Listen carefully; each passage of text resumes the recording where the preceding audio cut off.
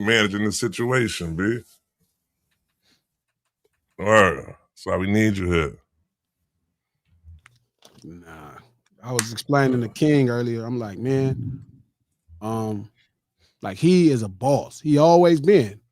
Mm-hmm. You know what I mean? And he don't know how to be nothing else but a boss. Mm-hmm. He said I was a terrible employee, man.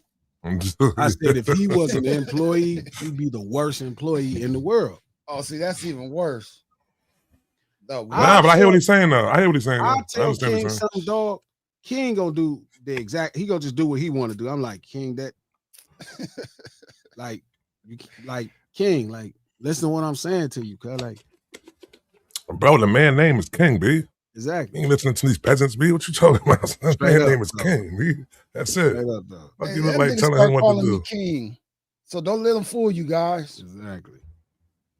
Because he knew your status. He knew your status. That's was why. a player the whole time. He said that's gonna be my entertainment name. He knew your status, B. You know what I mean? What's good? Oh, he about to get emotional. Definitely get emotional.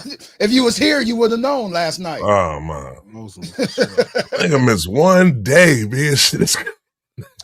You know what, man? My mom.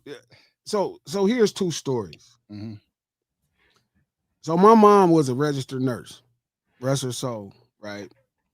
My dad took street money and owning a tow truck and business and took the money and put my mom through college. Nice. So my mom was a registered nurse.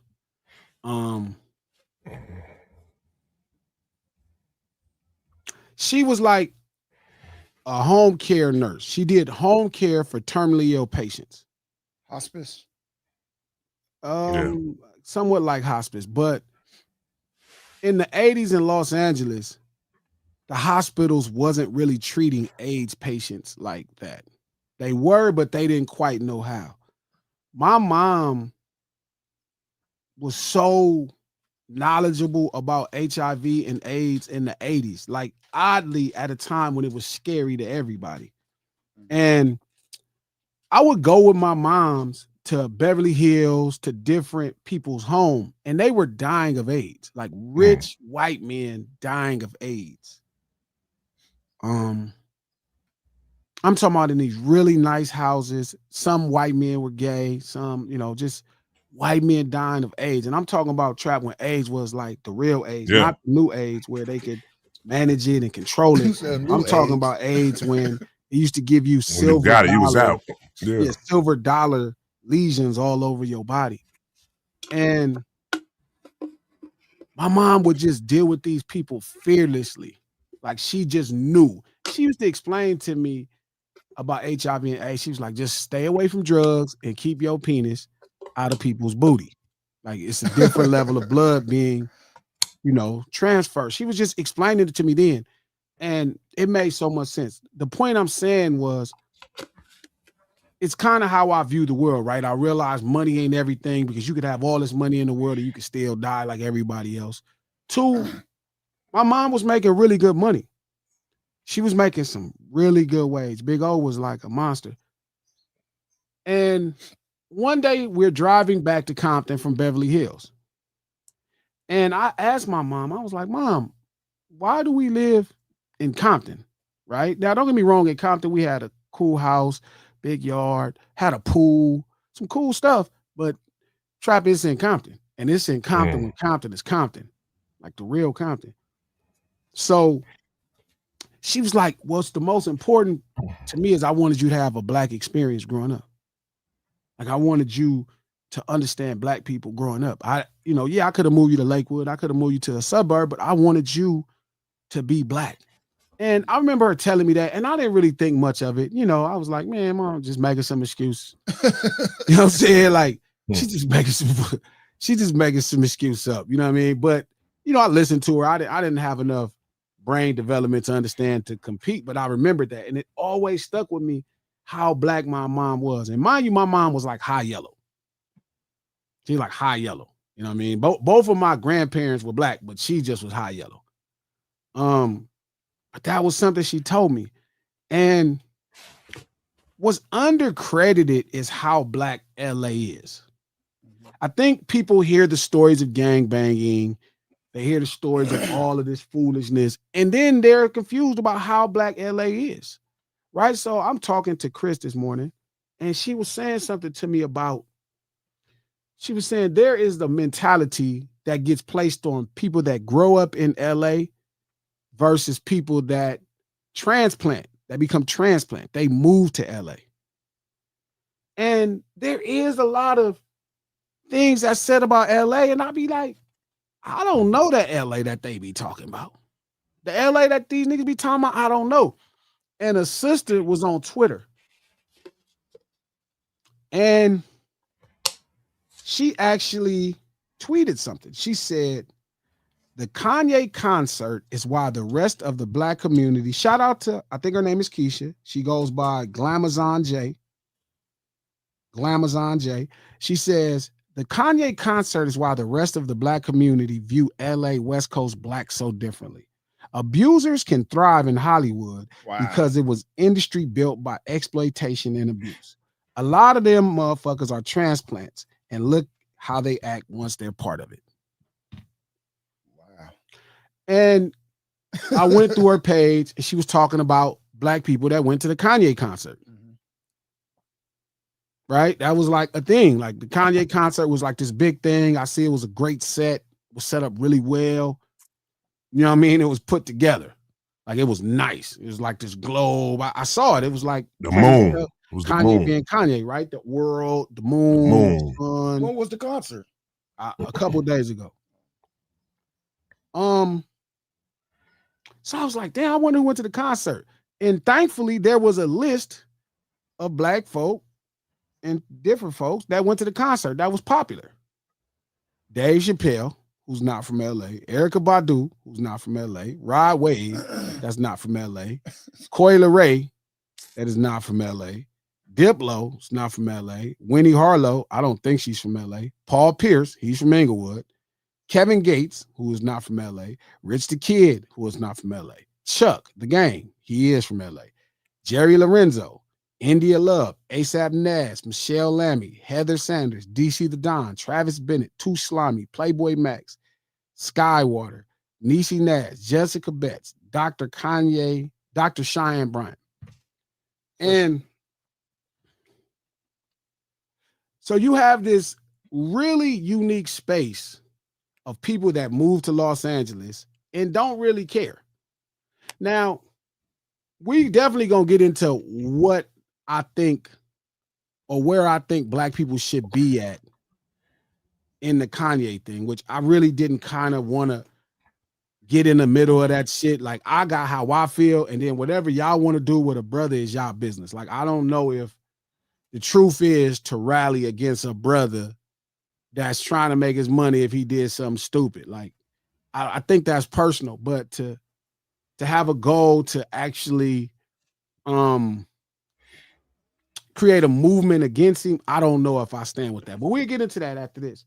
But I just wanted to say, like, there is this different energy where people think black people in LA, I realize, ain't that black. And I'm like, yeah, we different. We like pretty much the baddest motherfuckers around the globe. Like, we will fight and kill over injustices.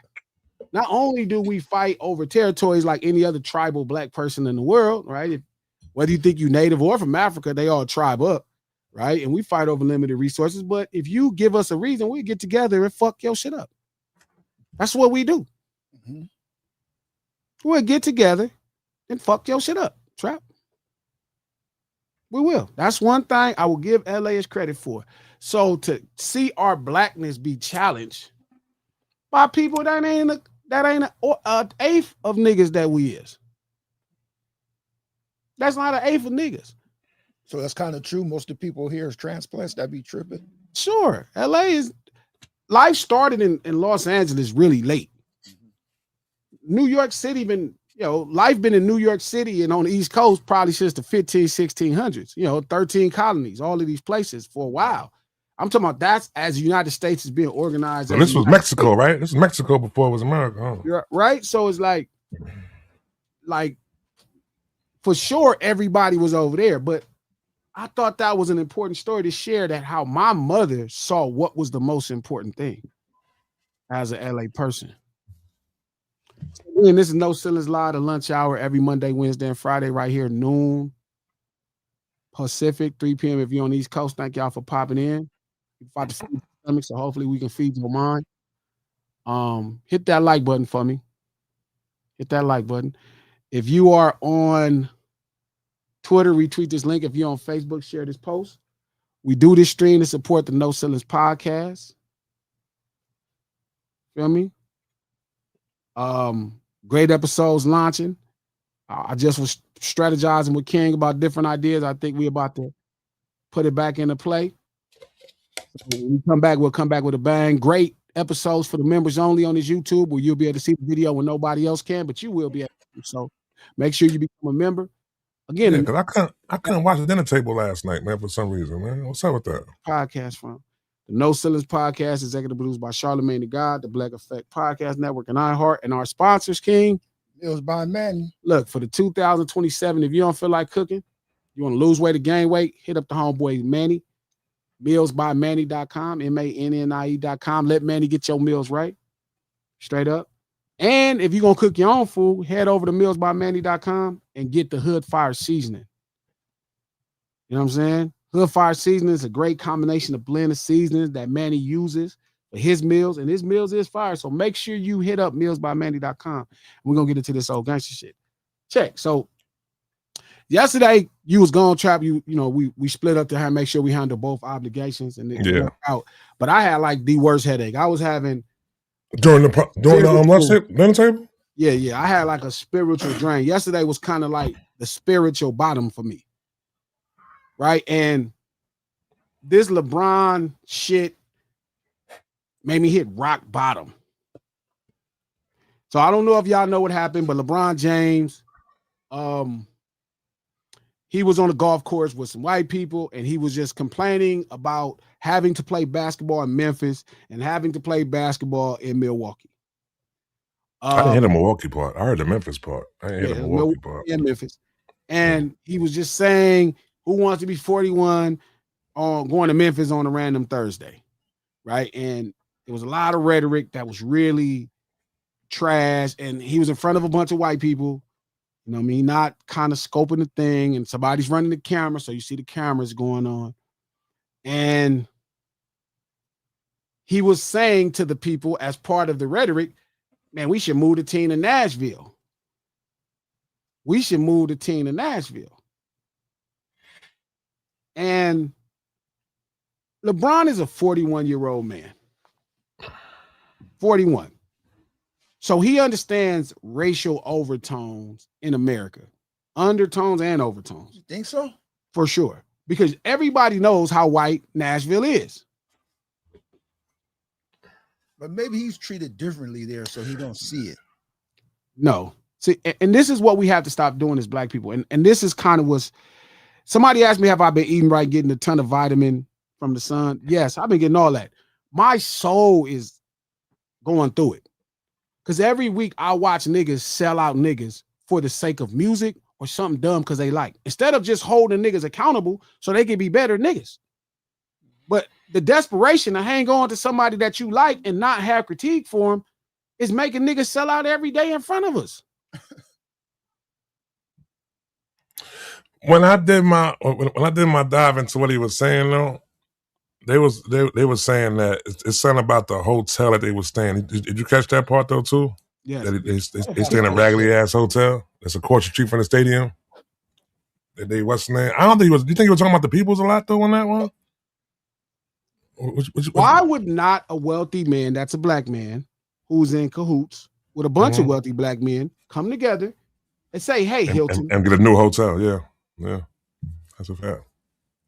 Why would the... I get what you're saying. What was pulling from my soul yesterday is watching us make excuses for niggas shitting on niggas. Making excuses for niggas because we like niggas. Instead of just saying these niggas is wrong and I still fuck with you, but you wrong, bro. And publicly, I'm going to say you wrong. Like both things could be true. Both things could be true. This is one of the most important black men in the country, tons of followings.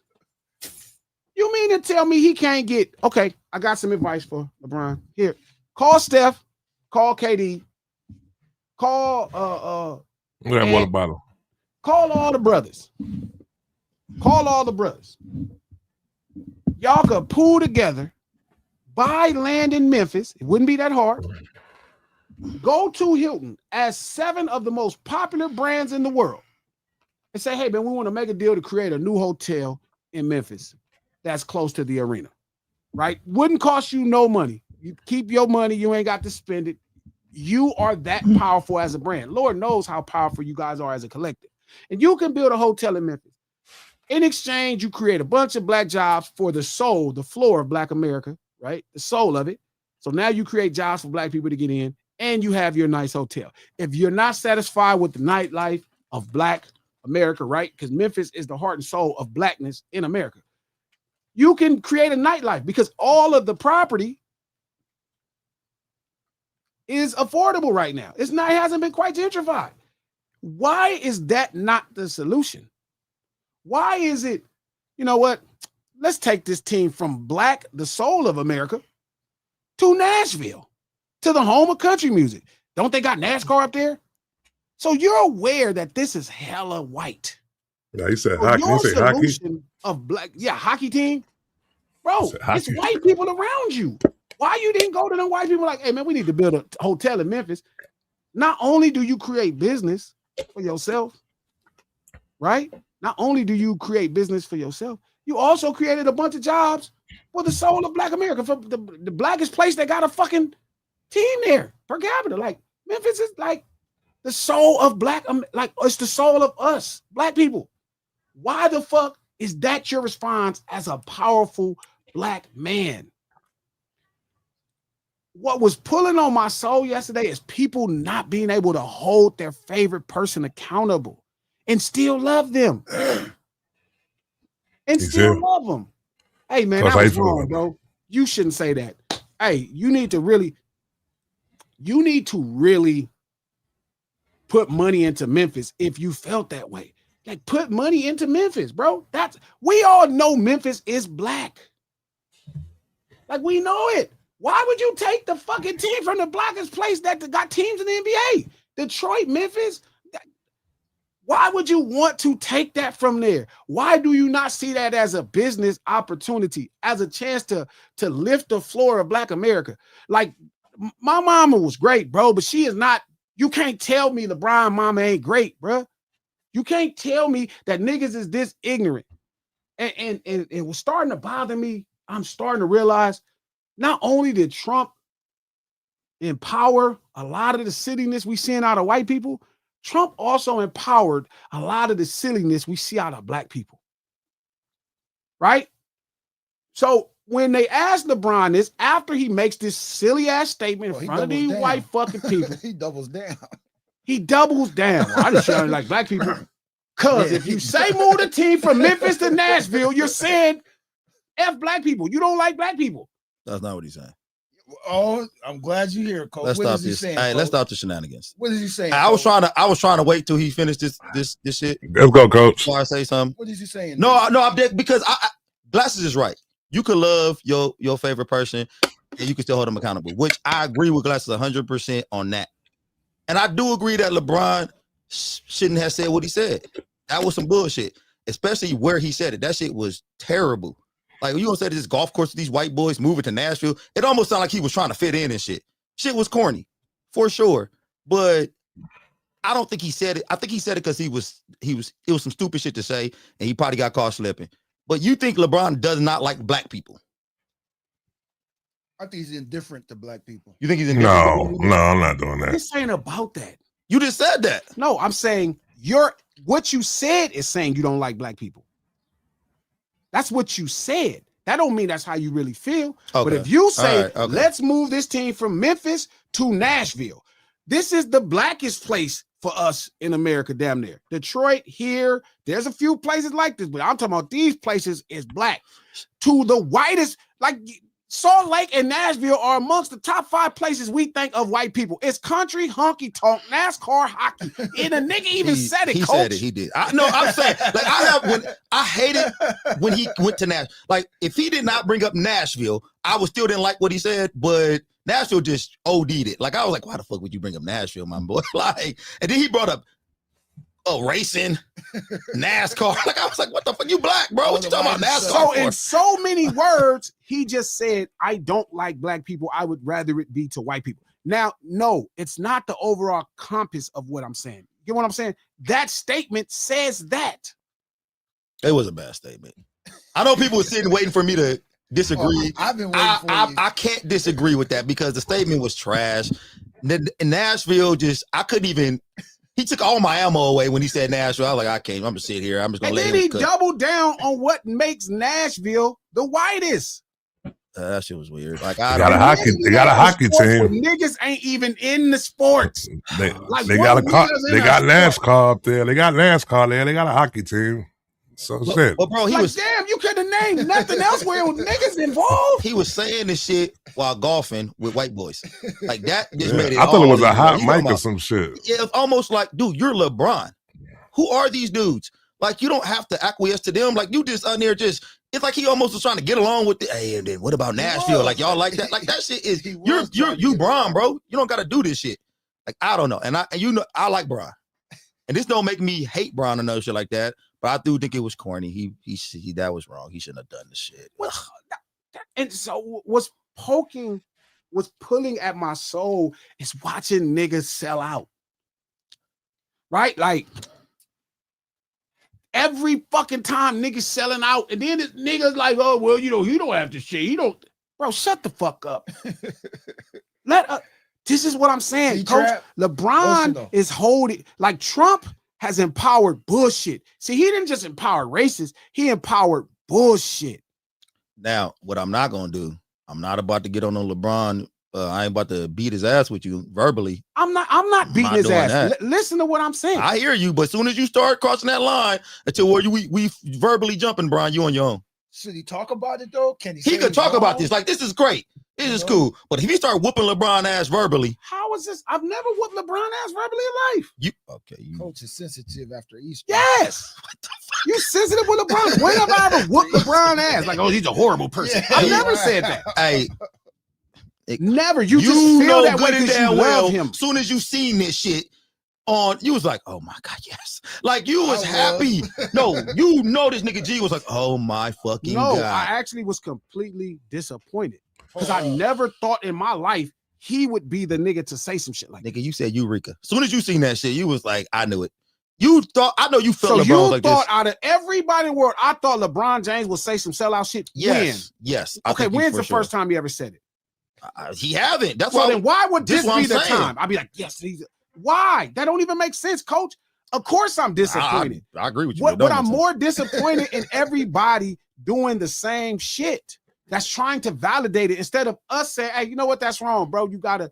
But this is what Trump is empowering America with. And I'm with you on that, though. I thought Trump was empowering racists. No, Trump is empowering dumbass. That is true. No, that's facts. See, I thought it was just white dumbasses. It's black dumbasses too. Yes. Because it's not the shit he said, it's how he responded. Instead of saying, hey, I tripped out. Damn. He doubled down. I didn't, you know what I mean? Like, I just was tripping. You feel me? My bad, man. Look, I'm gonna put this much money in Memphis. Feel me? We gonna do right by Memphis. The nigga double downs on it. And told on everybody. No, but okay, everybody was saying that. Yeah, he told on everybody else. Everybody was saying that. Bro. And it reminded me of LaRussell. Instead of LaRussell saying, hey man, you know what? Start playing. God made and heaven sent is different. You know what I'm saying? Like, God made and heaven sent is different. You know what I mean? Like, I tried to pull it, but it's all good. I love y'all. I know I'm of y'all. Feel me? I'm a man of the people. I'm a man of y'all. So my bad. Look, we're gonna come back. Blah blah. Cool. Next thing. I'm going to stand on it. You're not about to J. Cole him though. Oh, now it's J. Cole. So then J. Cole come back. And now it's like, instead of him just apologizing after saying culture just a buzzword, let me double and triple down on it. What are you saying after that? triple down on it. Here's the next thing. Oh man, shit, whatever. Fuck that. Blah blah blah blah. Oh my God. For sure. Man, I'm laughing because I'm just thinking about the interview. The nigga did just start. Then D1. And then D1. D1 instead of him said, look, I need to learn more. I need to learn more. Oh shit. I need to learn more. Right? I need to learn more about the connection between strip clubs and Black Atlanta. I need to be more mindful of it before I jump off. Let me go do some homework. I'm gonna go sit down with Killer Mike, figure it out, and then we'll come to a better situation so I can represent Black people. Double down on it. Every week, I saw a thing where everybody saw this skit with Drewski, right? Where he's making fun of the white conservative woman, blah, blah, blah. We should do a reaction video to that. Right. And Really? and No, you don't want to, Coach. So now the conservative people is upset. They like, yeah, blah, blah, blah, blah, blah, blah, blah, blah. You know, if we did this and we do that, it blah, blah, blah, blah, blah, blah. Right. And then so I see Jake Paul and he's like, well, we'll see what happens when I do blackface. That was crazy. Get pummeled. I'm saying Anthony Joshua on your ass, like, man. Yeah. Can you I do not want to see Jake Paul whipping your ass all up and down the studio. Sometimes you niggas don't be thinking. Pistol whip. Sometimes y'all just don't be thinking. Sometimes y'all gotta stop acting like y'all be thinking and shut the fuck up and sit back. Because you're not fucking thinking. You're not thinking, dog. Like right now, this whole thing with LeBron, I see people like, man, we don't gotta be mad about this. Of course we should be mad about this. You don't get the implications. Shut the fuck up if you don't get the implications. Be quiet. Ask more questions. Stop talking like you get it. Hey, I remember the first time I saw this movie called Idiocracy. I don't know if you guys ever seen that Yeah, shit. I seen that. Remember, I thought that shit was fictional. Like that shit becoming a non-fiction movie. Because G is right. Trump is really empowering the dummies. And not just white dummies, all dummies. And before you know it, we're going to be in that movie, dude. Trying to water plants with Gatorade and shit. They're probably doing that now. I'm telling you, like, he's right on this, but I think LeBron, he hears us. He's going to internalize it, and he's going to grow. Here's he's where I going to be get better. bad, Coach, is it's about the hotel. He didn't mention the facilities. He didn't mention anything else but the hotels. Why he It wanna take wasn't a even whole to team. reduce the conversation down to the hotels is disingenuous. Yeah, that's crazy to me. It wasn't just a hotel. That's a lie. I think he knew.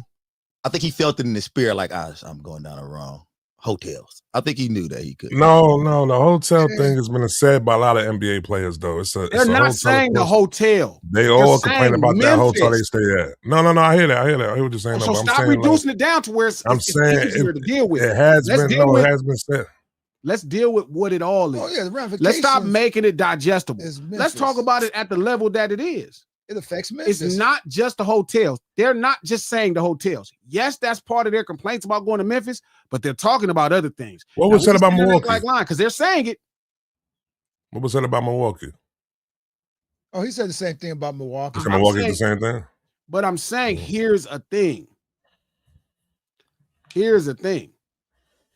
This is the problem where Black people are at now. Like, it's to the point that we don't realize. All I was thinking today on my walk was feeding these damn squirrels. No, all I was thinking was I thought that we met him at the park. No, all I thought about today when I was on my walk was like, man, these niggas really just wanted to drink out of the white people fountain. They had no intentions on fixing the black fountain. Like I thought the civil rights movement was the right to be able to live and have good things as a black person. No, it really was. They just wanted what the white people had. So you think Bron, instead of making a white fountain better to drink out of, the black fountain, he wanted the black fountain better. Yeah, did I say the white fountain? Yes. Oh yeah, instead of making a black fountain better to drink out of, he just wanted to get a little swig of that white water. That's it. He did, and the problem is that statement says fuck the black water fountain. I'm gonna tell you the truth. That golf course, that scene didn't help. No, and there's a bunch of white people like, I'm like, I bet you they is. Yeah, that scene was just tragic. I hated the optics on that shit. I think that's what it mostly is. No, I've seen it. I think that's what it mostly was, though. Big ass black dude talking to these little white ass, these white midgets.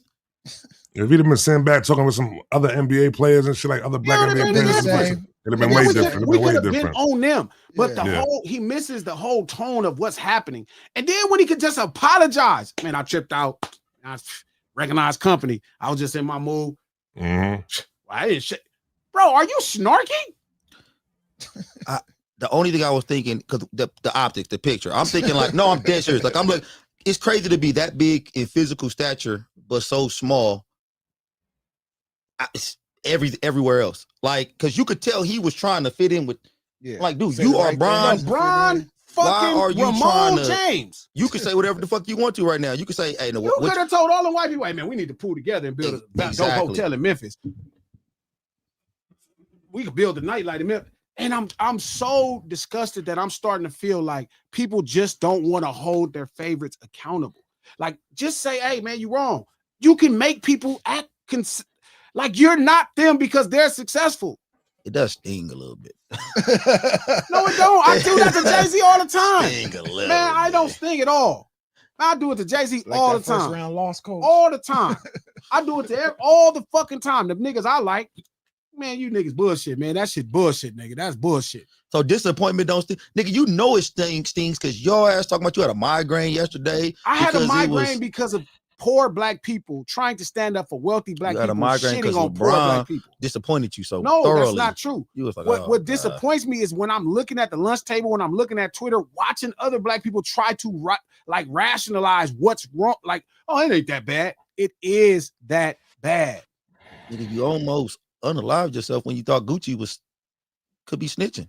That's not bothering me. What's bothering me is that people are trying to make a rationale for him not standing on his square. You told us you were street. You were screaming on that stage, you smoking on this dead man. That was a year ago. You were just talking all this high power shit, putting this other man in a bad position to where he could have threw away his freedom because you was acting like you was tough. Now a year later, niggas is trying to convince you it's cool. Man, I saw the homie from Houston trying to convince it's cool. Gucci ain't no street nigga, he a businessman. No, he not. That shit is crazy. No, he not. You was just a year ago talking about you was smoking on this man that passed away in his face. And the only thing I say to him is he thinking he grew up and rationalized. You just, bitch ass nigga, you better not take your ass on that stage. Come on. You better not go on that stand. What?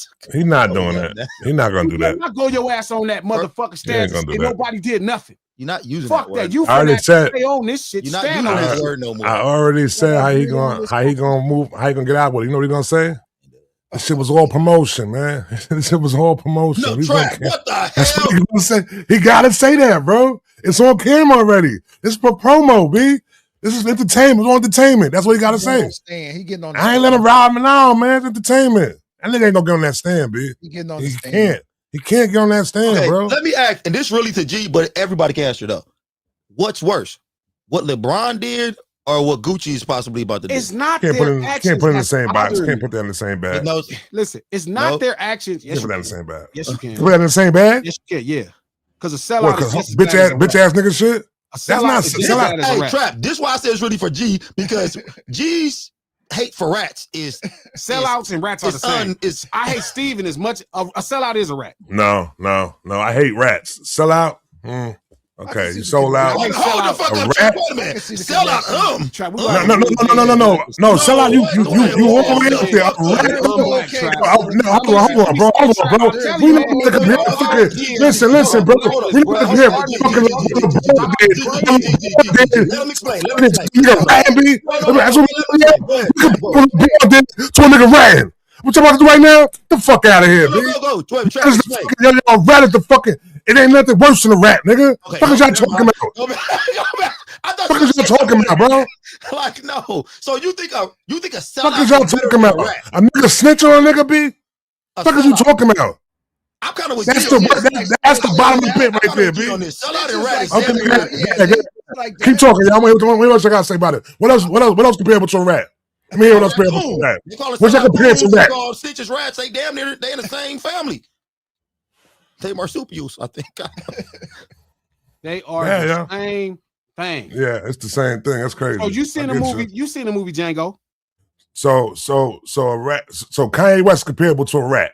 Yes. Okay, cool. All right, cool. Yes. Oh, Trap, was that your whole thing right there? No.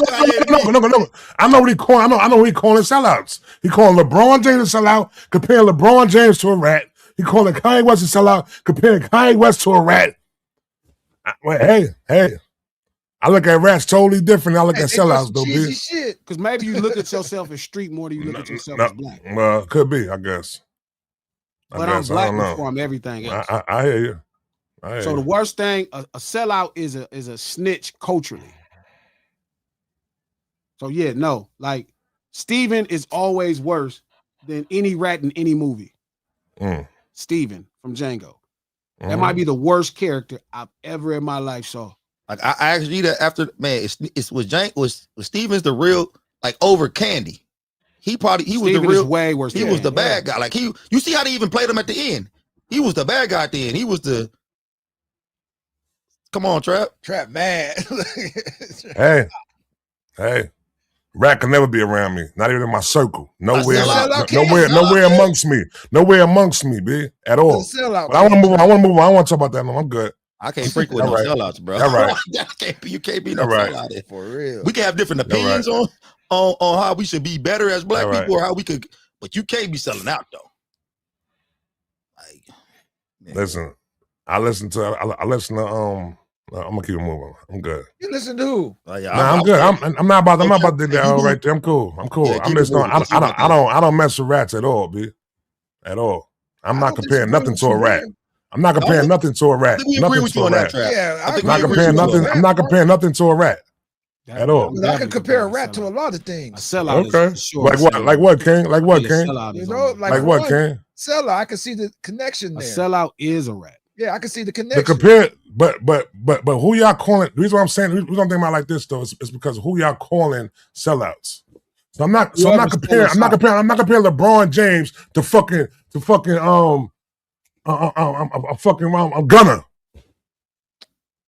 That's what we doing now? I don't know if we could put LeBron James. I think he did sell out. That's what y'all saying right now, though. But he don't. Nigga, Kanye got a whole goddamn. Charleston White is like Gunner. Okay, Charleston White's a rat, though. He's a rat because he's a sellout. Because sellouts are rats. He got to understand. He got to understand. Trap. What? You don't have to be a sellout to go. He doubled down. He's a double cheese, B. Let me ask you a question. Did Steven snitch or did he get on the stand? You don't think he told him what Django did with his old lady? I'm talking about non-fictional characters. I'm gonna talk about no fictional book. Real niggas. Kanye, so what if you found out Kanye did some of the shit where he sold niggas out? What, a rat? Still telling. A sellout is a rat. You keep trying to act like it's something different. Okay. They go hand in hand, Trap. All right. Bro. Okay, all right. They holding hands. I'm just talking about the people you are. The people. Listen. Now we going to the extent of using like a sellout, the nigga who did the shit against the Panthers. Yeah, okay, cool, like that. Why? The niggas who y'all naming right now. But the dude, LeBron, Kanye. I'm not putting them in the same bag. Talking about that was in that book. Told the police. He wasn't even a sellout or rat. He was an actual working. He was informant. He was an informant. And he sold his peoples out. Trap. But a sellout is a rat. Trap. When you go into your history and you look at the most famous sellouts, which one haven't ratted? They are rats. They all rats. That's why you start. I hear you. Throw up a sellout. I'm talking about these people I'm talking about the people you are naming right now. You want to go back to the history? Yeah, okay, cool. They're gonna align with each other. The people who y'all naming right now. Kanye argument right now. People y'all naming. I'm not Kanye argument. People y'all naming right now. I'm not comparing them to rats though, B. That's what I'm saying. I'm not comparing LeBron James saying the Memphis shit to a nigga who fucking understand in rats. But I'm not doing that. Okay, so let's say somebody told. Okay, got you. That's what I'm saying. I got you. So I'm gonna give you a comparative that's close enough, right? Let's say somebody told somebody you was gonna be somewhere. This person tells your old lady you said you're gonna be somewhere else. Is that person a rat? No, right? But they told, right? He's a rat. He told my bitch that I'm going somewhere. You told on me, nigga. Him to 6ix9ine? No. Oh, I don't like discussing rats, B. Like for real. It's not because that's not a rat. You know that, G. But he told your girl, right? But he's not a rat legally, right? He sold you out. But that's telling, right? Again, Trap is not that different. Like, no, LeBron James, we don't know the ultimate thing, LeBron James in the court of law. No, he's not that. But the problem is when you start to say sellout things, again, this is something that's new for LeBron James to me. I ain't never known Bron or thought of him in the sellout capacity. I never in my life thought of him like that. This is the first time in my life. He sold the NBA out. Okay. Now, I don't think he ever thought LeBron was being a sellout. But I'm saying, why would I care? Why would I care? So this is new to me. So why? Let me ask you a question. Then double down on it is the problem. Let me ask you a question. You think if D1 saw something happen, would he tell the police? For sure. Because you know why? Because he comes across as a sellout. Not saying that he's not black, but he puts his Christian value over being black. And he's not a street dude. It's not because he's not a street dude. We're not talking about crimes, illegal crimes. We're talking about, it's not just about street dudes. We're talking about sellouts. Sellouts are just legal snitches, guys who not talking about crimes. We're talking about regular people who sell people out. That's it. Like the snitch is the street word for a sellout. The corporate, the top word, the cultural word for it is a sellout. That means you telling. If you telling master that we trying to escape, that's not snitching. You sold us out. So again, just because they're doing the right thing, like, and again, it's not about comparing LeBron James to 6ix9ine. It's about him saying some 6ix9ine shit. And then I'm mad. I'm not mad at LeBron James for saying it because whatever he is, I'm mad at us because we can't all agree. Like, I use out of line. Don't say that. Don't do that. You need to apologize, and you should do some cool shit for Memphis because you talking shit about them. Definitely stop trying to give the blackest team in NBA, like the team in NBA that's kind of belongs to the blackest city, to the whitest place. Top 3. Nashville is top 3 whitest places, major metropolis. Like Salt Lake, Nashville, we all know that's white people. I don't know. And then he doubled down on the 2 white people sports. Why did he so we should, as a collective, be able to say to LeBron, hey, that's wrong, bro. While playing golf with white people. While playing golf with white people. Ugh. See, I thought his mic was hot or something. I asked G, I said, G, I think the mic was hot. He said, nah, he was just talking. I said, damn, he ain't do that shit. He just let that shit out, just said that shit like that. Oh, he doubled down on it in another interview, Trap. In another interview, he doubled down on it? He did. But and I'm not calling LeBron a snitch or a sellout. But he did kind of sellout. He said some sellout shit on that golf course. Then the second interview, he doubled down. And then on the second interview, he did. I didn't see the second one. He did tell. He did. It ain't just me. All of us feel like that. Wait a minute. I mean, I know the other NBA niggas was like, oh. I mean, yeah. Don't drag us in this. In the scheme of the argument, he did kind of help Glasses point out. Like, it was weird. This is my thing. I think collectively, as black people, we should be like, hey, Bron, you wrong. Stop embarrassing us like that from the white people. Do better. We should all be able to agree. But there are black people coddling him. Oh, man, well, he could say that. Oh, man, Trump is doing it. What the fuck are you talking about? Oh, man. What are you talking about? Let's just focus on this one thing. Can we all collectively say, hey, you shouldn't have said that about Memphis as a black man? Come on, like the thick of us should be able to know that. And he should feel it and be like, I tripped out. I tripped out. Like, I tripped out. I'm out here. I'm not reading the room. There's white men around. Everybody know Memphis black. I said, let's move the team from the blackest place to damn near the whitest place. And then I double down on the whiteness of the whitest place. I think the interview was too quick. Like, they should have, he needed a couple more days to think about what he did. Because you know how. To the whitest place. What's up, brother? What's going on? What's going on, bro? 6, what up, baby? Oh, that's it. I don't know who 6, what's good, 6? I said he looks so familiar. 6, what's happening? All I'm saying is, can we just be in agreement to protect the soul, the floor of Black America? If people are doing bad, can we not lift it together? Can we not lift it together? Can we not lift it together? Why is that a big deal for me asking? Like, how did I get wrapped up in this time where I'm getting cussed out? Because I'm like, hey, man, we got to do better by poor black people. Why am I in this time, Trap Coach? Why? Like, we all knew that collectively 50 years ago. How did 50 years later we don't understand that we should be lifting the floor of Black America? A people is judged by how we see the floor of whichever that is. Like when the wealthy Jewish folk got the poorest Jewish folk out the ghetto, they lifted the floor. Here's the bottom. If Memphis is the soul of Blackness in America, why are we not collectively seeing that as a place to live? Detroit, all these places that's affordable, where we can invest in it. We can do 1,000 things together. The wealthiest niggas. How is that the thing you saying publicly in front of white people? And why am I being looked at as crazy by saying, bro, you tripping? Hey, don't say that, dog. Fix that. Don't say that, dude. It's a bunch of fly shit you could do for Memphis. Bunch of fly shit. Why would you say that in front of these white people on this golf course? That shit was whack. Yeah, why would you double down? Why not just apologize so we don't have to have a conversation? Now I know what we're talking about. Coach said whack. That shit was whack, bro. And I don't. This is my problem with G though. He fucking up because he fucking up any kind of interview I could have had with any. I can't. Player. I like J. Cole. You still gonna be able to do interviews with him? LeBron is not gonna sit down with me now because I'm agreeing with your nonsense. No, he's not. Listen, y'all gotta stop thinking the way people. LeBron, fuck with your boy, man. Y'all gotta stop thinking the way people respect you is kissing ass. Not saying like in a homosexual way. I'm saying. Nigga, I would hope not. No, I'm saying. How to get to that? You don't have to be in agreement with niggas for them to respect you and want to build with you.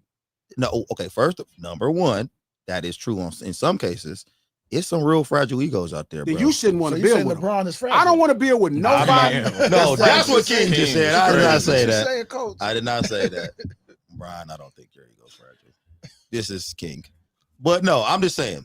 But you know, there are some fragile egos out there. I think J. Cole wouldn't sit down, have no interview now. I think he would. But my point is, why would I want to sit down with somebody that I gotta kiss their ass? It ain't worth the money. What makes you kiss their ass in the interview or kiss their ass outside of the? I mean, kiss their ass, period. If I cannot have critique for them and they feel like, man, I don't want to sit down with him because he has critique for me, or it's one thing if I'm disrespecting J. Cole, which I've never did. Never did once. If he could tell me somebody did these same actions, he wouldn't refer to them as a snake, I'd give him. I don't know why you think telling the truth about somebody. You know, you sound like an old ass black. Call him a coward. You call him a coward too. No, exactly. And a coward. Thank you, Trap. Man, they call him a coward too. Again, y'all taking that out of context. That's You not did though. Okay. You called him a coward. Give us the context, please. No, here's the context of what was said, so y'all could just not reduce it down to that. Okay, go give it. The fact was, you said he's not doing the battle because he thought these things would happen in the battle. He thought that his business would be put out on Front Street, so he decided that he wasn't going to do the battle. Shatif was saying Q walked it to him in a concert, which he denies vehemently. It says, oh, he told him, if you don't want to get into this, it's finna get messy. You should back up out of this. I said, if those are the things that made him not enter the battle after he disrespected this man, then he's a coward. That's verbatim what I said. You call him a coward. You call him a coward. That's what I said. It's not me calling him a coward. That's me describing. That's me describing these actions as if he refused based off these actions, then he would be a coward. So now, if he knows that these are the actions that he took, and then I called him a coward, I'm fine with him saying I called him a coward. Okay, the way you just explained it, yeah, for sure, you're not calling him a coward. You're saying if he took those actions, then that would make him a coward. I get that. That's facts. But now I would like somebody to go check the goddamn because he said verbatim. I don't know. Yeah, that's what I don't know. G, remember that for fucking verbatim? I do. No, that's what he said. That's what he said. I remember what I said. So cool. So, but I never did. But you called him a snake for sure, though, right? I told him these actions are snaky. Again, I'll say it again. If every time you say you the homie partner, right? You my boy partner, right? But then you keep being in a car with somebody shooting at him, but then you keep running talking about you like him, that would make you a snake. For sure. We got a lot of rodents on the being mentioned on this motherfucking live stream right now. So Trap, you calling J. Cole a rodent? I mean, listen, the way he said he was a snake. I mean, that is a snake move right there. That's a snake move. If somebody talking bad about you, this ain't about semantics. This is not semantics. Reptile. Look, man, I know this feels like it seems like it should be this. Like, I have no problem. I would call cuz a coward to his face and squabbling down cuz we didn't lose a draw. Like, I'm not afraid to call anybody something that I think they are. It's not that. I'm telling you what I said because I'm careful with what I say about people. I'm careful with what I say about people. So if Cole didn't want to sit down and talk with me because he felt like Glasses is too harsh, shit, I wouldn't want him to sit down with me. If somebody got something to say about me, man, I'm gonna pop right in front of them and get it right.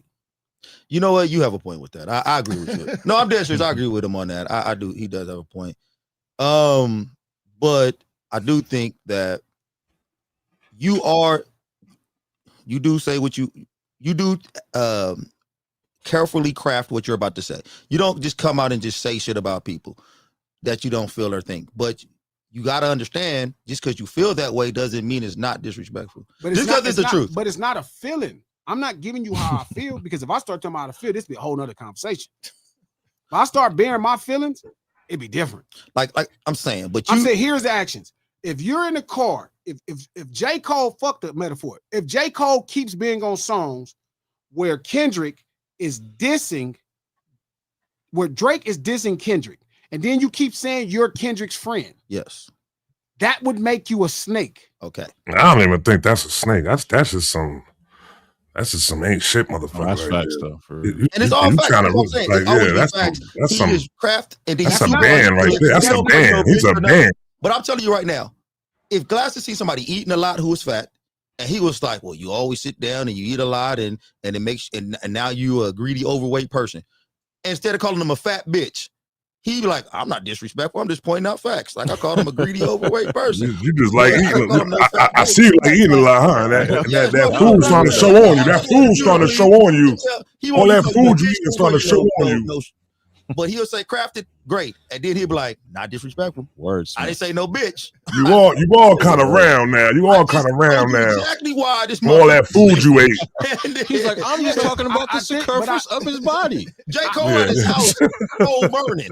Exactly. I'm just talking about your shape right now. It's just your shape. It's your shape. Way worse what Glasses does than calling you a fat bitch. Like what he does, I be sitting here changing my thoughts on people. I'm like, just saying, my she's God. fearless. Like, no, J. Cole is a like if you would have called him a snake bitch, I'd have been like, nah.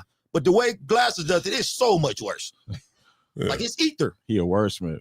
Yeah, so it's ether. And you got away with words. You got away with words. Word wizard. Not disrespecting. It's a word wizard.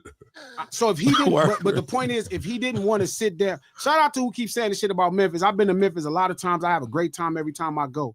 I go to the ghetto, I chill and all that. Stop acting like Memphis is just, oh my God, it's so horrible. It's just black folk. I went to Memphis also, hated it.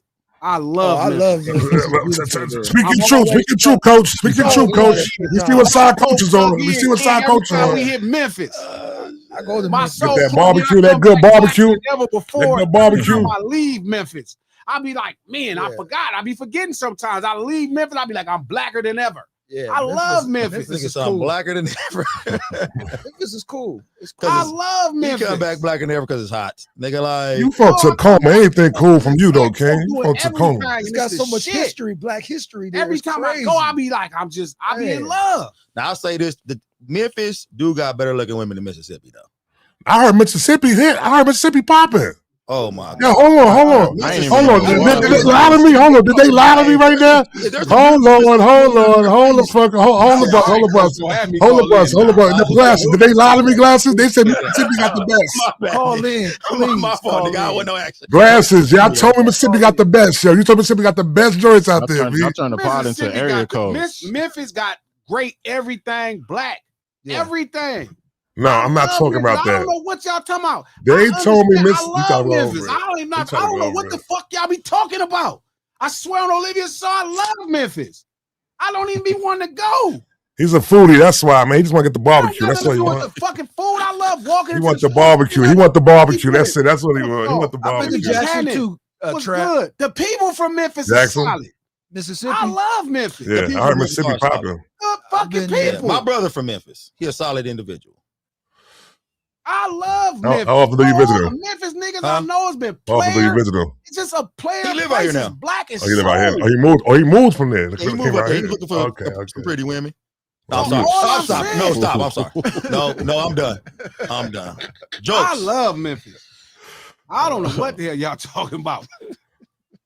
But again, it's one of them things like, so if J. Cole, if somebody didn't want to sit down with us, coach, because we having it, they should be able to come and actually stand on Yo, Cole. That's You true. could come sit down with us, Cole. I got you, Cole. If you could bring him up, bring him through. Now, so we give him a little box over here. He chilling, ain't got. You know what I mean? Come hang out, Cole.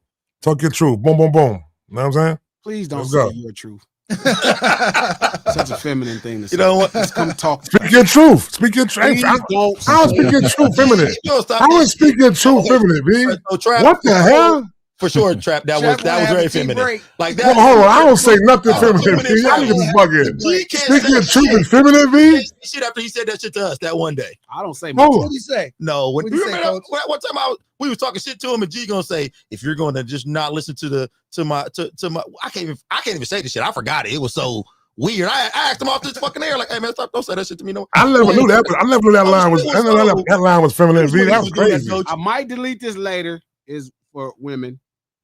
My truth is for women. No, speak your truth. No, anything not my truth. Trap, no, that's making it worse. Anything related to truth being what you mean? very much. Hold T is on. girls. T is women. Clock That's all the way. is women. That's all the way. Yeah, Hell yeah. Clock it is women. Truth being possessive is different. And period poo, apparently. I never G told me about that one. I never heard period poo. Apparently that's what girls say. I never heard that one either. All I'm saying is, look, it ain't about that. If Cole never wanted to talk to me like that, wouldn't. If Cole don't want to talk to you because you actually are having honest conversations, fuck it. That's true. You're right about that. Fuck it. You're right. Fuck it, straight up. Like I'm not. One thing I promised myself is that I'm not going to exist in this business as somebody worried about protecting relationships to that degree. If you think you above reproach, we shouldn't even be friends. Because I wouldn't have no problem with nobody judging what I say. Like if I do have a problem, I'll go sit down with that person and express what I think, and then whatever we end off at is fine. That's it. So again, it's like no. So LeBron saying that, it's not like, look, I get it. The consensus that I dislike LeBron. No, I dislike LeBron fans. But in the consensus is that all right. You're like a token. I don't know why y'all think I would tell y'all if I don't like a person. It ain't like cuz. No. I'm not gonna say it personally like that. I think this shot right here, you don't like what he said right now. I mean, as LeBron as an NBA player, you don't like him at all. No, that's me. But I'm telling you, if I no, he doesn't like LeBron. I would tell you I didn't. Like I'm not scared to say it. Like, what is it? What's gonna happen? What, they want to get down or something? Like, what would make you think that I wouldn't say I don't like him? No, I said no. As a person, I never heard you say you don't like him as a basketball person. player, I don't dislike him. Oh no, he does like him as a basketball player. I'm being honest. I don't dislike him. I judge his game by what his game is. Somehow when you send us numerous videos of LeBron James crying or doing a bozo play, and you keep in the chat with them shits, you do not like that player because he plays on your team. He's on your team. You don't like him, bro. Thank you. I enjoy those. Again, I'm gonna say this again. Just because I'm making a point, if there is critique, LeBron complains too much. Coach like he don't complain that much. Here's a video of him complaining over and over. Here's 12 videos of him complaining. So then at that point, why not just say, Glass, you know what? I'm tripping. He do complain a lot. Okay, so Trap, though, I'm gonna say this because I thought we was brothers in this LeBron James journey, and then I done seen you slip into some bullshit too now. Like I had to look at you. I was sad. I was like, Trap, my bro. What happened? I'll send one. V. I one too many. I'll send 12. I'll send 12. I'll send 12, V. Prove a point. It's not about him. I'm not shitting on him. You don't like I could tell you what LeBron is fantastic and all-time great at. I've told Coach that a million times. He's not being honest. I told him what makes him a fantastic. But then here's the critique. I have the same critique for Magic Johnson and what makes him an all-time great player. I ain't telling you smile too big. Like, I ain't never told you Magic defense is suspect. And then you say he's a great team defender, though. No, I said great people figure out how to matter. We've had this conversation about Dennis Rodman. He does do that. He did say that. But he's never done that for LeBron, though. He's never said great people figure out how not to. How have I not? I keep telling you that over and over again. We had an argument. Who was I having an argument? Somebody was telling me Carmelo Anthony. I thought it was y'all two. And they were telling me Carmelo Anthony is a better pure scorer than LeBron James. No. I said a better pure scorer than Kawhi Leonard. No, that's what he said. It started with LeBron James. Yeah. They were saying Magic, they were saying Jordan, Kobe, and Carmelo. And I'm like, basketball takes it to be wild though. And I'm like, my basketball was the best. The best. I said LeBron James is a better pure scorer than Carmelo, and so is Kareem. And what they keep talking about is the diversity right of the way they scored. I'm like, it don't matter if you're a one-trick pony. It don't matter if you're a one-trick pony, a 6 if they can't stop the trick. 6. Who you got 6? Kawhi Leonard or Carmelo Anthony as pure scorers? You gotta give me Melo. That's what I'm telling you, baby. That's easy. I'm going Kawhi. That's easy. Melo can score every way, bro. I never seen Kawhi. I don't see Kawhi post up. He can. He does. I don't see him post up. I don't know if Kawhi's post up was. Can I say no, his post up game ain't like Melo's. His shit wasn't like Melo. Can I throw out the stats? Can we throw the stats out there? Can we talk about Kawhi?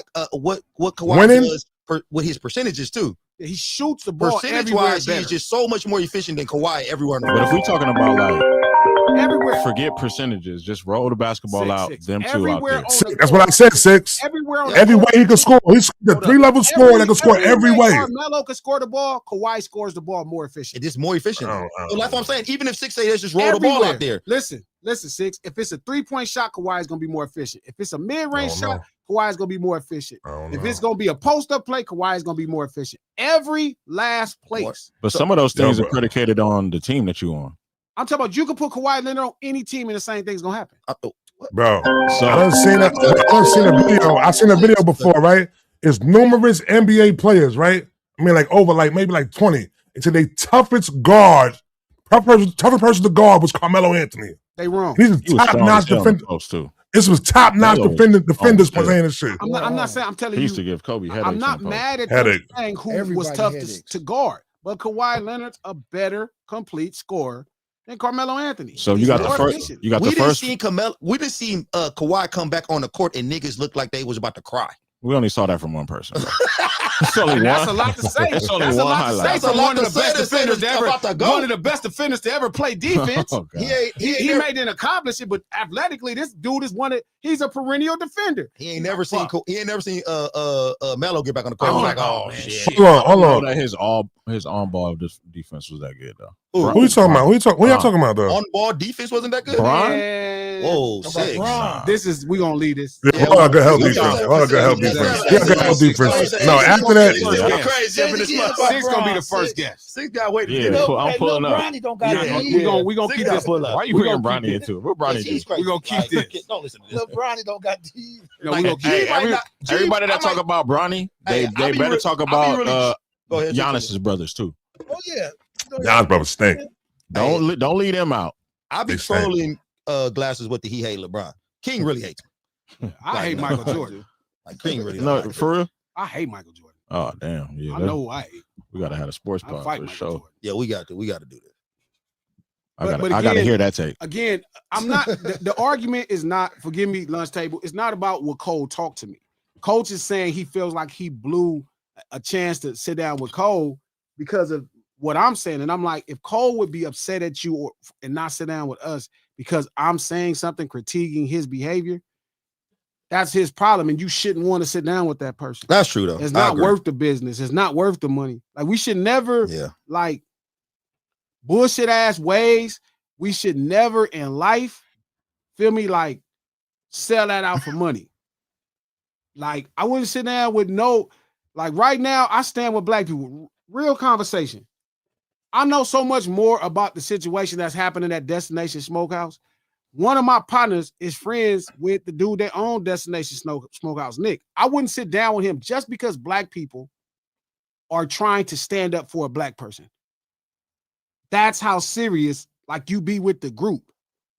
It don't matter if I know. I can explain to y'all, here's the truth, but I'm not finna go fuck around behind enemy lines to prove a point for content. I'm just not gonna do it.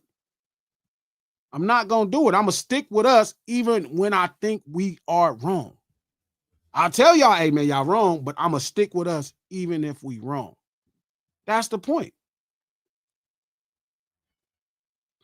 So again, if them dudes don't want to talk or sit down and have a conversation with us and say, nah, G, you know what? Nah, this is what happened. I really didn't catch it. So then you could ask him, who pushing back on him in these conversations now? He sat up there with some brothers and told them brothers that culture is a buzzword. And then no brother push back and say nothing. It's obviously he ain't trying to talk with nobody that's going to have a real conversation with him. He's sitting down with people that's going to allow him to dictate what he wants to say. He don't want somebody pushing back on him. He don't. If he did, he would come sit down with the person that he feels like that's intellectually pushing back on his ideas the most or challenging him the most. Do you feel like that's what's happening to a lot of our prominent black men, is that they've reached a certain status to where their circles, we feel like they can't approach them and say like, hey man, that's wrong. That because maybe Bron is at that point in time in his career where his circles just maybe like, nah, we can't say shit to him. Like, because sometimes these guys sound like they don't have anybody in their ear like, hey man, that's wrong, or disagreeing with them at all. Because I don't look at Bron like a bad black or nothing like that. No, I just think he wants to position himself as if like he's above reproach. He wants to position himself to where he's above reproach. Good afternoon. Yo, what's up, y'all? This came from Chicago, man. I want to ask y'all a question, though, right? Everybody saying Gucci, a king. Oh, what's up, brother? Oh, got another king. What's going on? Everybody saying Gucci is snitch, right? No, but hey, y'all don't know. Everybody's not saying Gucci's a snitch. Well, Bron is sellout, but go ahead. No, Bron is a sellout, though. I ain't gonna lie. Hold on. Jesus Christ. Look, y'all got, we talk about actions. Everybody is not saying Gucci is a snitch. All right. But look, do he get some type of grace, though? And what else? Hold on. Do he get some type of grace? Because he is a schizo, right? That nigga is a diagnosed schizo, right? He got 3 personalities. You got Roger Davis, Guwap, and Gucci Mane. That was Roger Davis that signed the papers, nigga. Oh, he signed the paper? I'm just saying. He signed the paper? I mean, he is a diagnosed. He was diagnosed. No. Did he sign the paper though? Like he said. Okay. I mean, he is diagnosed with schizo. I read his book. Yeah, he said he a real life schizo. He is. So all I'm saying is we gotta hold that man accountable to a certain extent. That was the civilian in him, bro. That's Roger Davis. That didn't happen to Guwap. Guwap would have died that day. I'm fucking crying. He said that's Rodney Daniels. I ain't mad at that. Much love, King. Appreciate it. Yeah. He said that's Rodney Daniels. That's Roger Davis over there. That wasn't Guwap. That was the look, man. No, look. I'm not trying to sit down with Cole. Honestly, y'all know better than me. Like, I don't want to sit down with nobody. Look. That's it. That's the end of it right there. No, he don't sit down with nobody. No, that's why he stopped it right there. No, he don't want to do long interviews. I don't want to sit down with people that I can see the marketing showing through. Okay. Because I don't want to pull a string on their marketing. I don't want to, like, I'm not trying to stop a brother from eating. Like, I'm not trying to form a movement to not support somebody because I disagree with them, especially a brother. Even if they fucked up, I'm not trying to be a part of that movement, starting that with them. So I wouldn't want to sit down with somebody that I think, like LaRussell. LaRussell was somebody I have access to, but I would pull the string out of that shit so easy. Like, it would fall apart. It would fall apart. You get what I'm saying? Does that make sense? Like, the marketing string that all of this shit is laced with on certain people is so loose, I could pull the string and the whole thing will fall apart. LaRussell was one of those type of people that marketing-wise, the string is so loose. The toxic positivity, the pseudo bullshit, the conversation. I would pull the string because I'm wise. I've been around the earth. And then I could see what you're doing. It's not to say that there's no true intentions, but what it is, it would be easy.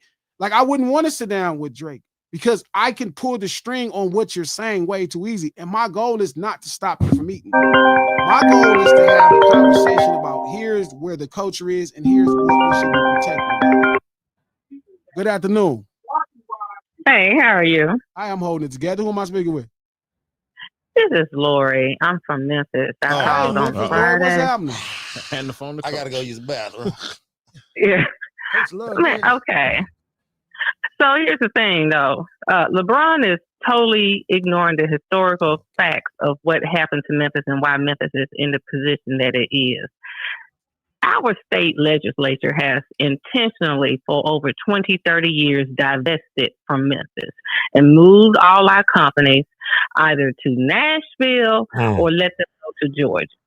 He's ignoring that shit, even though we're one of the largest cities and financial hubs in the state. They take our money and then they invest it in Middle Tennessee and East Tennessee. And then they keep chipping away at our power at our city level. They now going after our school district. And we have higher scores than their school district that they set up. Now they want to take over our city schools. But LeBron is over there tap dancing and head scratching for some white folks. And since I'm not high today, it's not Friday, I want to fuck LeBron. Damn. There you go. Speak the truth. Fuck that motherfucker. He know good and damn well, and he got the money to know what's really going on. But he put on his white guy voice and got up there and told them, this is the part that pisses us off, he told them to leave. He didn't say he didn't just like Memphis. He said to take our team and take it to Nashville. To one of the widest cities in America. And I lived there before when I went to grad school. It's no better than Memphis. Their downtown Nashville sucks. All they got is fake cowboys walking around with Kid Rock with a goddamn restaurant. LeBron knew what he was doing. Then to double down on it, he ain't going to come back to Memphis. He going to say he's injured and he can't play. He did sound a little cold twitchy when he was talking to those white people. Yeah, I heard that. She said that. He was cold switching? He did sound a little. Yeah. That not sound like how he talk regularly. But that's all I got. Love the show, guys. All right, thanks for calling in. Thanks for calling in. We love Memphis. All I'm saying is, dog, You cold switching now. Yeah. he did do that shit too. That voice change. That's why I like Bron. Man. Well, you know. Good afternoon.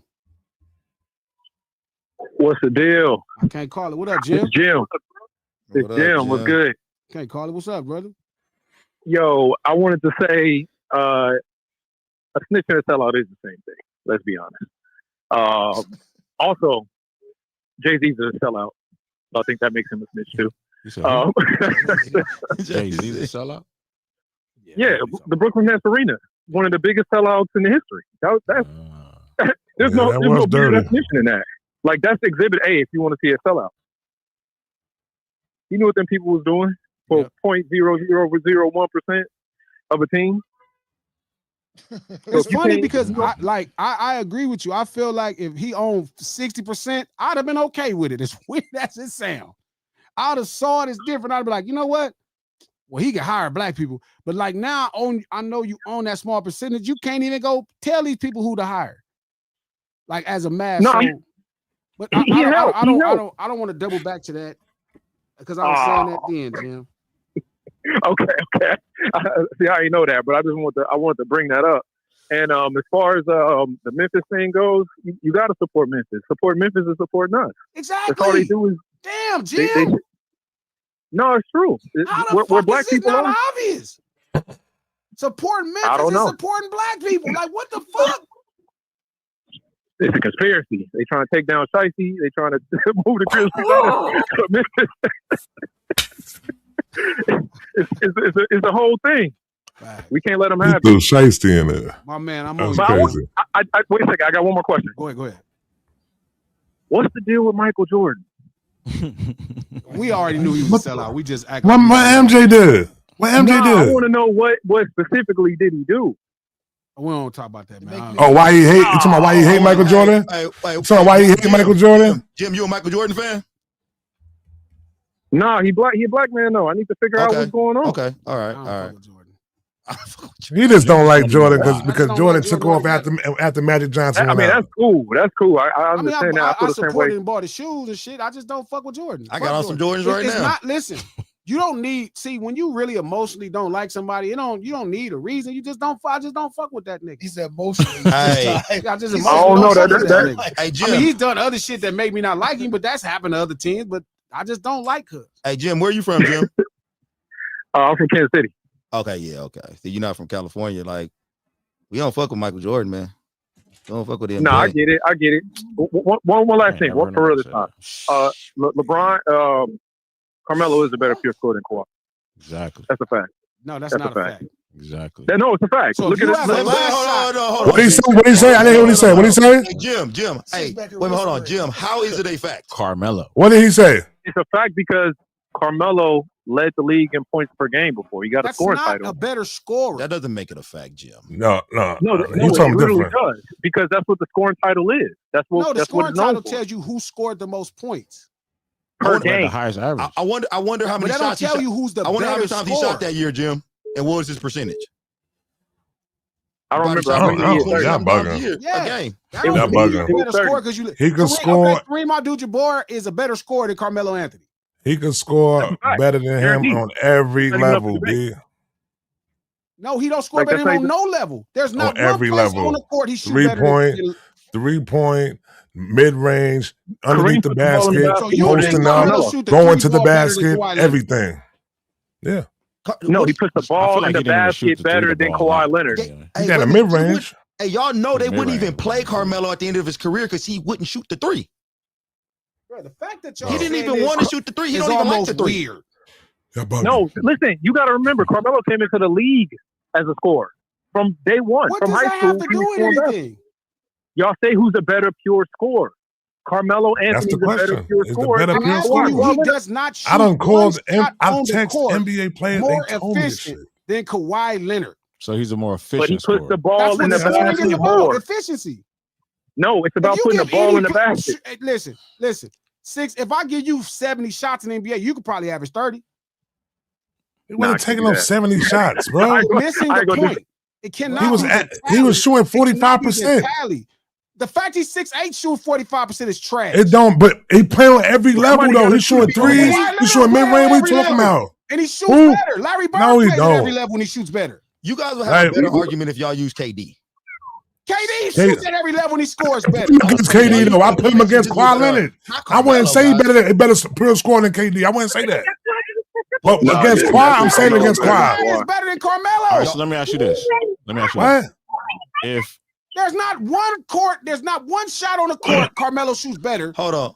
Then go ahead, Six. Get it Kawhi Leonard. Do shot attempts matter? Like yes. if Kawhi is 10 for 10 and Carmelo shot 25 shots a game, the efficiency is going to be different for 25 because that goes into tally.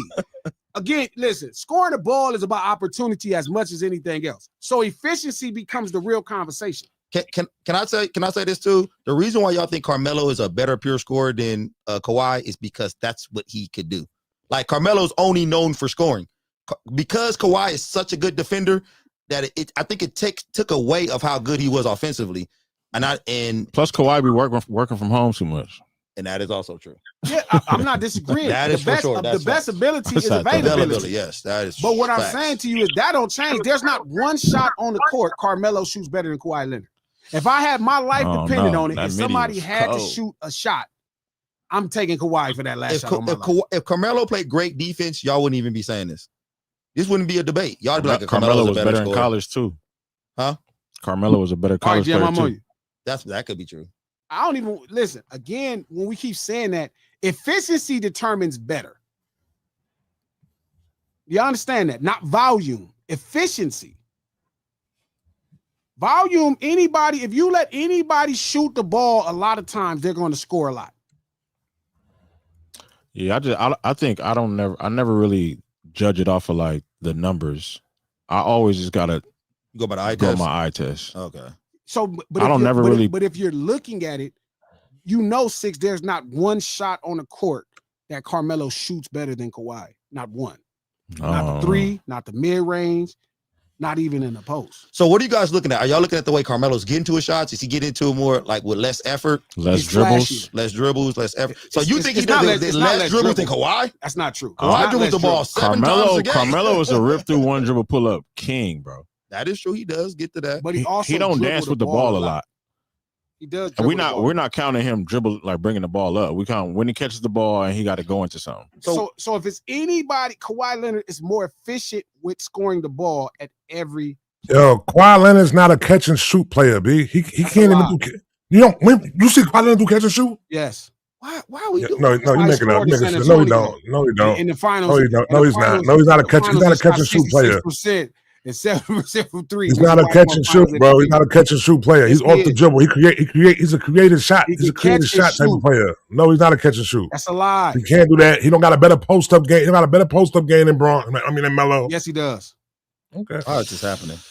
Okay. Yes, he does. I think I'm telling you, because Kawhi defense is so phenomenal. Yeah, you just don't pay attention. We just don't pay attention to his offense at all. Nor is he getting an opportunity to score. Like he's never averaged as many shots as Kawhi Leonard. No matter what you mean? He done when he left the Spurs, every team he was on was his team. It was his team on the Raptors. It's his team on the Clippers. What you mean? Why did you tell me the average? Why did you tell me the marketing I did? Did you not hear what I just said? Like the science of it? And why did you just respond to me with the marketing term? Why wouldn't he have? He's the first scorer on every team he's been on since the Spurs. Doesn't prove a point. You know, you just told me the marketing advertisement. That's not marketing advertisement. He's a go-to player for every team. The English that I just said. He's never averaged as many attempts. So why would you say anything else? That's on him. No, that's not on him. Well, if he's the number one leader, if he's the go-to player, the scorer, hey, all right, bro. I'm just saying, man. When you have an identity, like when people give you an identity, like, oh, you're a great scorer, he shoots the basketball, or this is what you do the best, this is how you can affect the game the most. That's what you kind of tend to dive into. Carmelo's best thing he could do to affect the game is score the rock. He's not a great defender. He rebounds the ball pretty well, but other than that, Kawhi didn't have to just depend on offense to win games. So he didn't have to shoot the ball 25 times a game to affect the game the way Carmelo had to.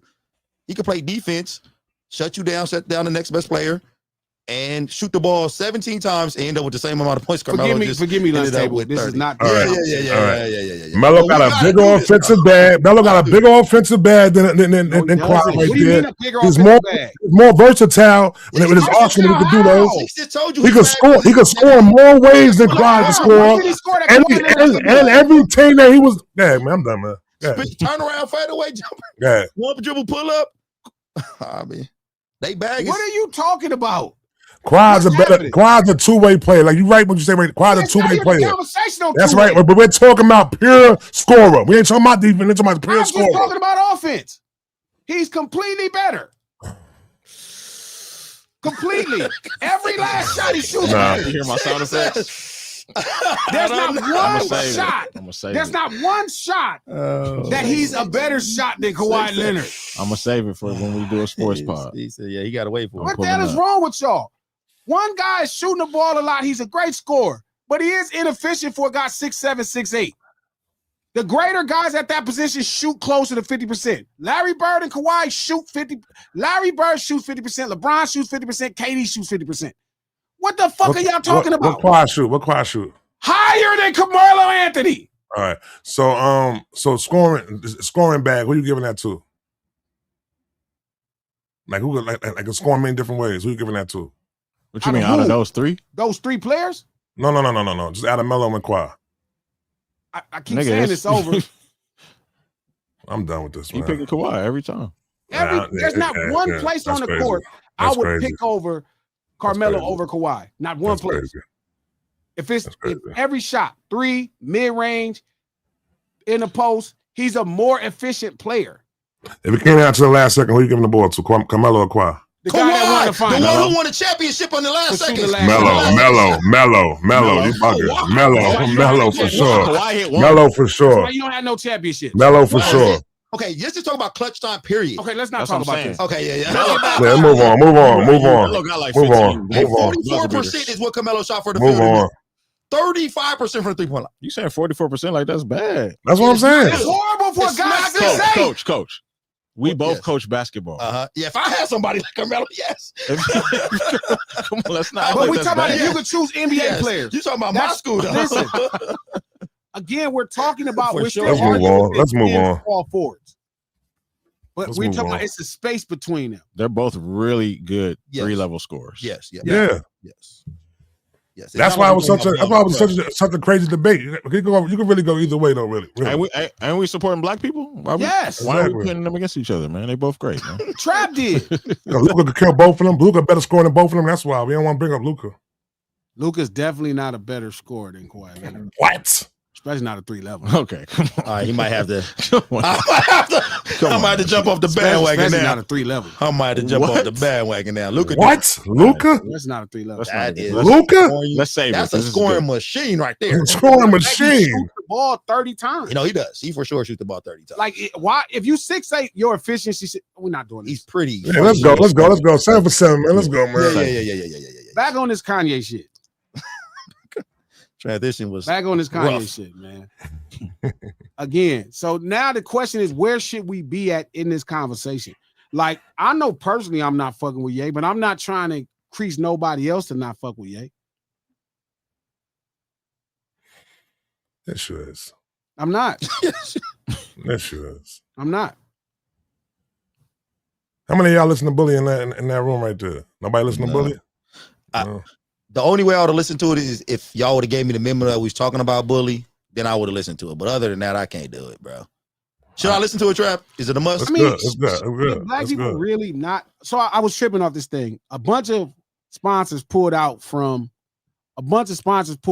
the festival that he's headlining 3 dates at overseas because of the things that he was saying. It was like Pepsi, Rockstar energy drinks. It was like 4 or 5 sponsors. Diageo, so that's the liquor companies. Yeah. Like 4 or 5 big companies pulled out of sponsoring the festival because Kanye was headlining at 3.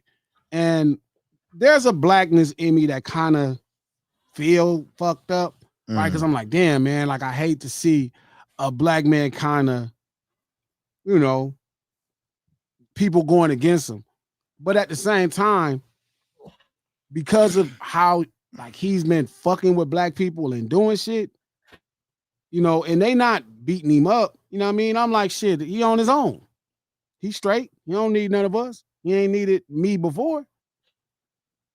But are we like shit? Black people kind of be upset about the things that he keep doing to black people. Like I get Jewish people, but like, should we not be collectively upset and be like, hey man, you need to make the same gesture as you made to those Jewish folk as you made to you need to make it to us like you made to those Jewish folk? For sure. I mean, obviously, you can't talk about this trap because you don't care. No. I think for sure. I think for sure. Moms, you ain't care. No. I'm I'm listening to music. I'm listening to music. If he said F moms, would you listen to his No. music?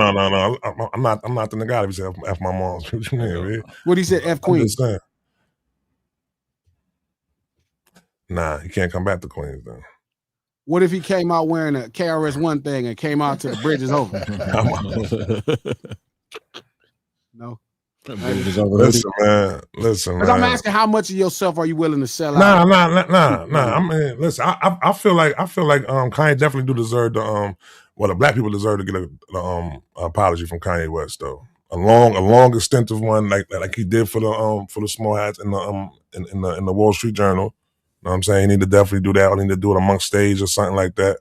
And just say something. You know what I'm saying? Somebody said there's a rant coming soon. It needs to be a rant of how he's apologizing to the black community, though. That's what the rant needs to be. Definitely. Where you at with it? What do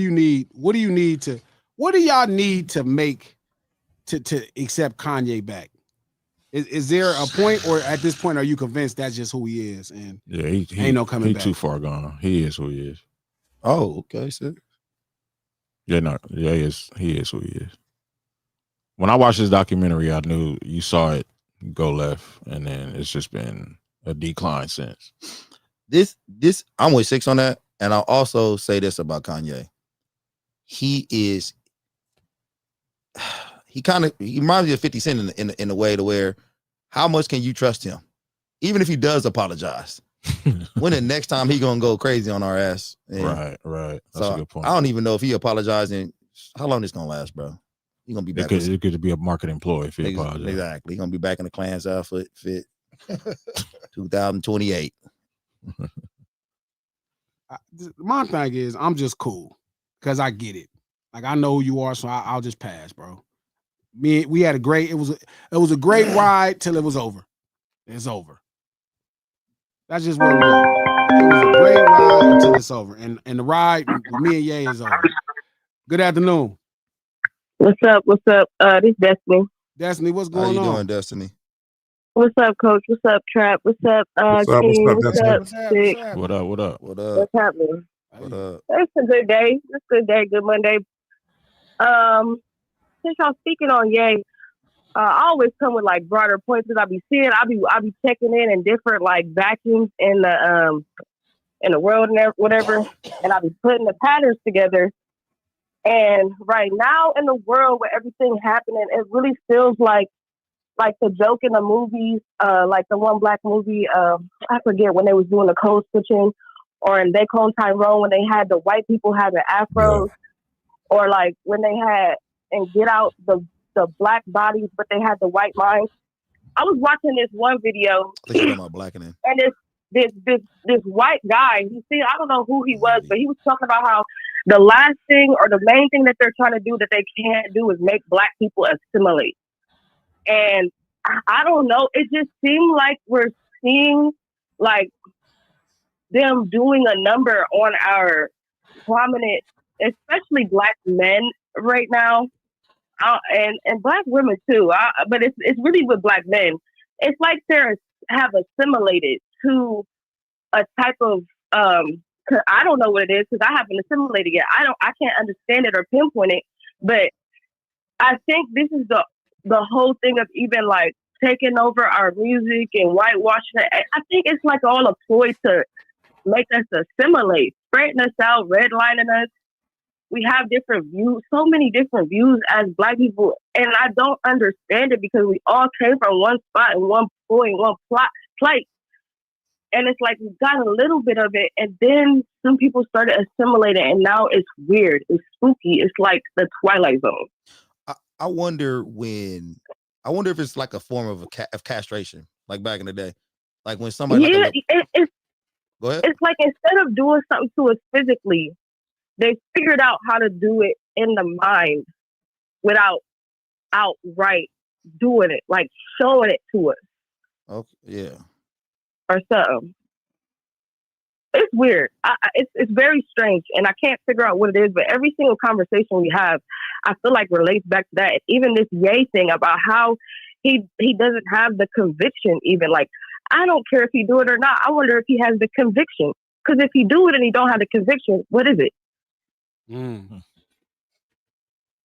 But yeah, that's what I gotta say for right now. I might call it again. That shit fire. Great. That was good, Destiny. You Destiny? Yeah, Destiny cooking. Mm-hmm. I don't know. I'm personally me. I'm off of it. It's just cool. Like we had a good run. You know what I'm saying? Like I got a lot of great music from you. We had a great run. I mean, but sometimes the ride comes to an end, and we came to an end a while ago. The ride came to an end. It's over. Good afternoon. Hey, what up, Chief? What up, Moo Moo? What's the deal, dog? What's that? What's that? Man, y'all the dudes, man. Man, I just wanted to pick on Kanye for a second. I wanted to ask you something about Gucci too, if that's cool. Go ahead, bro. So I don't think we should forgive Kanye, man. And it's not about being judgmental. You know what I mean? It's not about like being judgmental or saying that this person is so bad or you so much better type of thing. It's that like, why do we fuck with niggas that show like consistently that they don't fuck with us? And all they have to do is have a good catalog. Like anybody could be talented. Like truth be told, Elvis got good music. You know what I'm saying? Like, but that don't mean that we gotta give them a status in our culture. You know what I'm saying? So I think that Kanye, every time he's like, Kanye speaks out when he got something to sell us. And for a little minute, he felt like, well, shit, I don't even need to sell to you niggas. I could just sell to these white folks. And when that dried up, you know what I'm saying? Now he's like, okay, I might need to sell to you niggas again. So now we get a half-ass apology, just like he gave them, you know what I'm saying, the Jews an apology. I just think at some point, like, you know, we gotta stand up. We gotta stand up and stop like relying on white people's cancel culture to speak up for us. Like we gotta actually must saying like, nah, niggas, you gotta stay over there.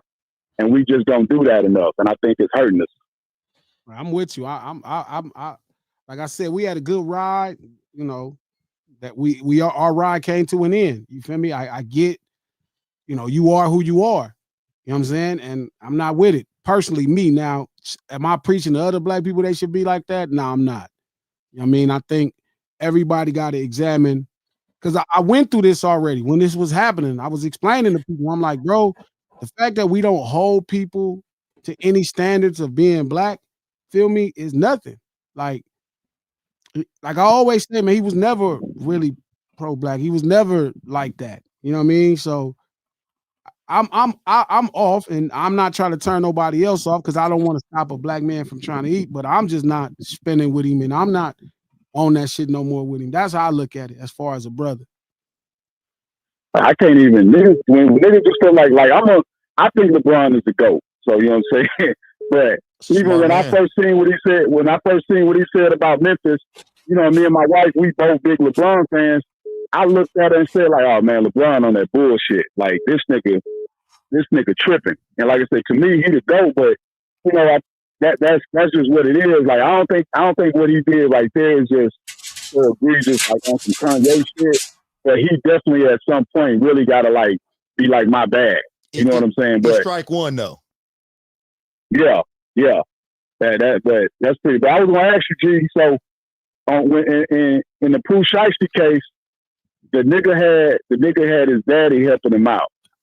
So I was saying that, man, number one, like I would never introduce my kids to the streets. I did my shit in the streets. I've been pretty removed from it for some years now. But I would never put my sons on. But I said the only way it's cool to put your kids on is if you want some like kingpin, like generational wealth, like, you know what I'm saying? You gotta run the family business type of thing. I just wanted to get your opinion on that. And I hang up and listen. Okay. Much love. All right, man. All right, thank you, brother. Man, that was a courteous caller. I love that caller. My man, move. Look, I'm gonna hang up and listen. Sometimes I think we make money way too cool of the reason for behavior we don't agree with. You know what I'm saying? Like, so to the initial point, Moo, like Kanye, this ain't just one thing. Kanye just keep doing it. Like Trap, Coach, we've had this conversation, even King, where I've always felt like Kanye was on the fence of hip hop and pop. Like I always thought that was his intentions. So I just never could push him completely over because he's from Chicago. That just sounds crazy to me. You know what I mean? It's hard for me to imagine a brother from Chicago that is not to any level street urban culture. That's like he from Chicago. That's just hard for me to imagine that that's possible.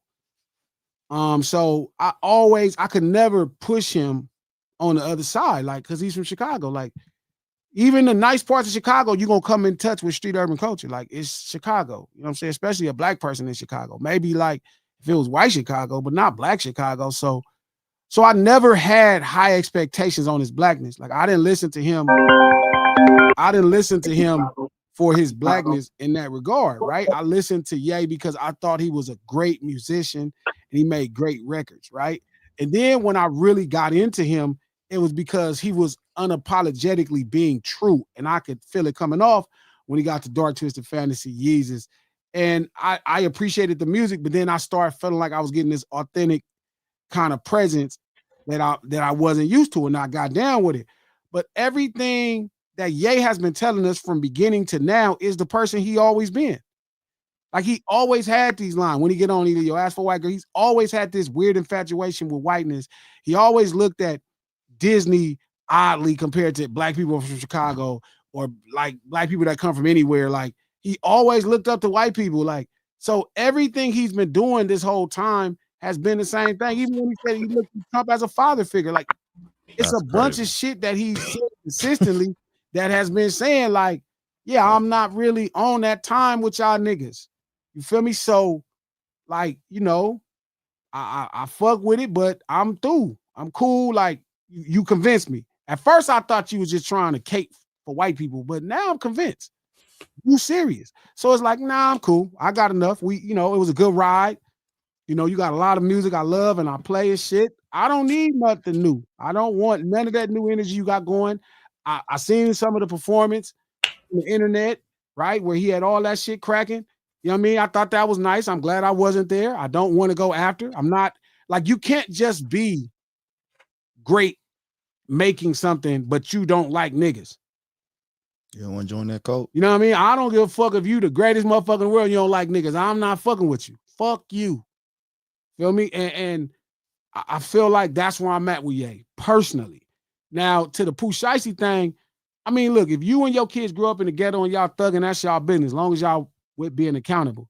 I don't know the dynamic between him and his dad. I don't know if his dad was down. Like, I seen his dad was there, but I've heard so many mixed things. So I kind of don't want to speak on their family dynamic.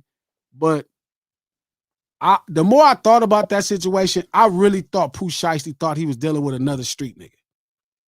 That's what I think he thought when he was dealing with Gucci. They've been having issues on the business. There was opportunities out there for Pooh Shiesty. Felt like Gucci didn't do right with the business. He was trying to get out his deal because it was supposed to be two street niggas interacting. So because that's how Gucci advertises himself. Let me ask you a question. If Pooh Shiesty thought that Gucci was not a street nigga, you think he would have went about it a different way? Completely. Okay. Yeah, completely. Because he wouldn't have threatened his freedom. But if you thinking you dealing with another street dude, that's why we do all the things we do in the streets. Right? We understand that this is we're playing by this situation. You feel me? Like, here is the thing and here are the rules. And here is a breaking of the rules if that happens. So I think that that's where he got it wrong, where it's true. Gucci is advertised as possibly the greatest street nigga out the South. And, you know, niggas talk about, even though I was telling Coach and Trap, I'm like, even when you think about when he was on that stage bragging about hurting that man and shit that came into his crib, that was illegal shooting. That wasn't no thug ass shit. Who doesn't protect their family? Like, so I never really worried about Gucci in that regards as a street dude as much as he was claiming to be, because his claim to fame to me was like some legal shit. Like, Todd could do that working accountant. Like, Drake could do that. Like, anybody would shoot somebody that come into their house to harm them and their family. That don't make you a thug. And I think he always carried that as part of what it is. And so then his rhetoric became, historically, is like, yeah, niggas know what happened when they playing with me. I mean, you mean if they come to your house and they finna, you know, hurt you and your family? Like, that's what you're supposed to do. So I think the thing with Shiesty and them, I think Shiesty thought he was dealing with a fellow street dude. Phone right now? Yeah. Ms. Hummus. Okay. Shiesty thought he was dealing with a fellow street dude. And now I watch black people trying to make excuses for Gucci instead of saying, hey, you got to stand on that. You got to be accountable if this is how you presenting yourself. Black people should all together be like, hey, if you're going to play like that, you got to be like that. My mama used to tell me that. If you're going to be out there, don't you do nothing, don't you tell, you better deal with it. And I feel like we're missing the ball in both of these conversations today. Like LeBron, we should be like, hey, LeBron, you out of line. You need to apologize. That's not how you talk about black folk, poor black folk in America. Ain't how you talk about Memphis. We not ride with that. But instead, we're making excuses for them to get out. And it's the same thing with Gucci. Like, I'm watching the homeboy, Calion, talk about it. He like, well, Gucci a businessman. Nah, Gucci ain't no businessman. Because ain't no businessman finna be up on that stage talking about you hurting, you smoking on somebody that passed away because you killed them in a illegal shooting, antagonizing somebody. That ain't how you behave in real life. So I think all I've ever asked out of people, right, Moo, is to make them, like, we should hold people accountable for their actions. Like, if I got in trouble, hold me accountable for my action. If I said something, hold me accountable for my actions. So if Gucci presenting himself like he a street dude, I don't give a damn if you using contracts. You are telling people you are a street dude. This is your brand. This is your business. This is how you carry yourself. Stand on that shit. And if you're not, then stop playing. Get out the way. Leave it for the people that do it. What up, Ms. Hummus? Hey, I have a couple of points that I could not type in the super chat. Go ahead. First of all, the attention span of today's everybody is too short. So we always have a recency bias. It's like people are forgetting what Kanye did, right? Like, y'all need to go back and read his tweets and see some of the stuff that he was posting. Because if this was 20, 25 years ago, ain't no way the culture would let him get away with this. Ain't no way he would be selling out a stadium. That's the first thing. We did not stand for this. Just like 20, 25 years ago, there were not ghostwriters allowed. Like, the culture has gone so far off track. We were finally getting back to a place where we could grab this. That's what I was telling you last night. I just feel like the powers that be, there's something going on, because this cannot be happening. We forgave Drake when he had ghostwriters. We're making excuses for Cole when he apologized. It's like everybody wants to explain away their behavior, but it's not us. There's too many people inside. The gatekeeper, Trap, I'm ashamed of you, Trap, because you're one of those people that are letting the gates open. If we don't, this is all we have left, y'all. This is it. No, it's not funny. Honestly, like I'm pissed off. This is all we have left. This is it. And y'all niggas is just like, it's all good. We can explain it away. It's not, there's like the whataboutism. There's, well, this person did this and he said sorry. He said sorry in one fucking sentence. I'm sorry, but this is ridiculous. So it goes back to Jay-Z saying, well, you know what? We've given everything else away. No more battle rap. Okay, then just give the whole goddamn thing away, right? And where does that leave us? There's too many people making too many excuses, and that's why the others are still inside of here. Because they say something and y'all follow the goddamn narrative. Trap, you should be ashamed of yourself. Come on. Hang up on her, yo. I'm getting tired of you now. I'm getting tired of you now. I'm getting tired of you now. I'm getting tired of you now. For real. You know a little bit too much now, lady. You should be tired of me. Much now, miss. You should be tired of me. You are a grown-ass man. You're doing a little bit too much now. You're doing a little bit too much now. You got too much dip on your chip, miss. Too much dip on your chip, miss. I'll talk about it later. Knock that dip off your chip and dip. Not just you, but all of us should be ashamed. Not that dip off your chip. Because I don't think y'all are taking this serious enough. This is serious, Trap. Do you not understand what's happening right now? They have infiltrated us. We were getting back on track, and now they're infiltrating us again.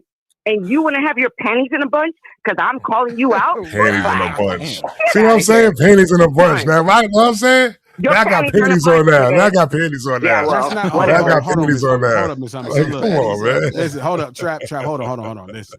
Okay, Miss Hummus.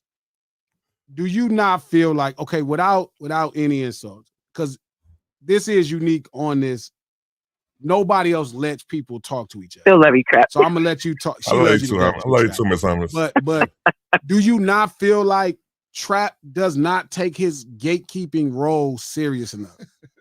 No, you said it yourself. I know, but it's somebody else that could agree. But I'm saying, tell him why exactly. Not like that, because not negative. I know everybody's looking at this. Is not Miss Hummus and Trap like each other. It's different. I get that. So I think it's important that she can voice to him her discontent with him, because he is a representative. You know what I mean? Of what we do. Like this is not just entertainment. This is a real title. So I feel like Miss Hummus and Trap. No. She should be I got you gasoline glasses. Go ahead, man. You think I'm pouring gas on it? Sure. What's the dude that stand by the gate with the pitchfork like that by the gate, man? I know you do, Miss Hummus. I stand by the gate with the pitchfork. I don't let nobody in this gate, man. What you talking about? Miss Hummus loves Trap. She was like Trap's first supporter. I think you got a good. Yeah, I like Trap. Nah, man. I believe all that, Miss Hummus, but I do. Nah, Miss Hummus doing me wrong right now, man. For real. I begin passionate because. Trap, no, seriously. I'm gonna talk. I'm gonna be level-headed. For real. Let's just think about this. Let's just think about all the atrocities that Ye has done. Right? What did I say? Put that back up. It's like we're giving atrocities. Look it up. No, I said put the super chat back up. Put the super chat you had up this now.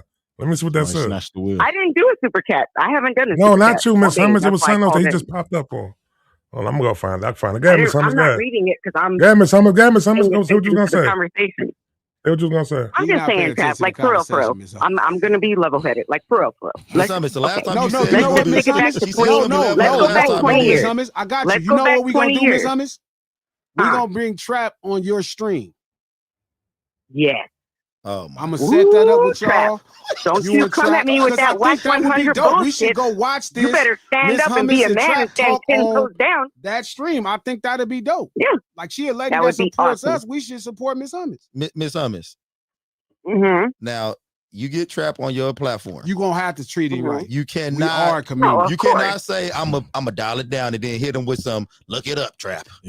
No, well, I mean, I'm you can't say sarcastic. I have a panties in a very bunch. You got dry to be sense of really humor. clear. You can't put panties on. You can ask the chat. They've asked me to go off on Trap, and I said I'm not going to do that out of respect for the lunch table and out of respect for Glasses. Go off on Trap about what, yo? Go off on Trap about what, though? Like, what y'all talking about right now? What y'all talking about? Yo, listen, bro. No, we gonna all go on Miss Hummus I've shown pod. Trap nothing but respect on my channel. You can ask the chat. Yes. I have not went there with him. So, Trap, I would not do that. I would not set you up for the okie doke. Yes. I'm just saying. Ain't no okey doke or okey poke. Yo, I don't care about none of that right there. I can hold my own. I ain't worried about none of that. Because this culture you talking about, though, I don't know your culture relevant shit is even that, though. I don't know if you even qualified to talk to me about culture. For real. Like, for real, we keep it like that, though. So I don't know if you qualify like that. Real, because that's why when you talk to me, I don't know. So I would definitely pull up on your platform to see if your qualifications can even match up with mine about what you done about your mindset, what you talking about with it. That's it. I definitely pull up. Ain't no problem with it. We on, Miss Hummus. I'm gonna hit you after this. I definitely pull up. Yeah, we gonna make sure we come on your screen to support you. I'm excited. Definitely. All right, Miss Hummus. Thank you, Miss Hummus. All right, Miss Hummus. Much love. Bye-bye. I do want to say this real quick. Go ahead, Six. She mentioned not having ghostwriters 25 years ago. I think so. To her defense, I think she was saying how we didn't know. Yeah, that's what I was gonna say. Yeah. The difference is we found out because y'all know I came in the game. But ghostwriting? What? Yes. But we didn't know who you was writing for. And I think that was the argument. Yeah, but even in that Drake conversation, like the reason it never bothered me when people found out Drake had a ghostwriter is because he was a pop artist. Like I knew it back then, Trap, before I even understood what it was. I'm like, yeah, of course, shit. So with Justin Timberlake, so with Michael Jackson, so with Prince, any pop artist I would imagine, but I didn't know how to articulate it. So I guess that's why it never bothered me.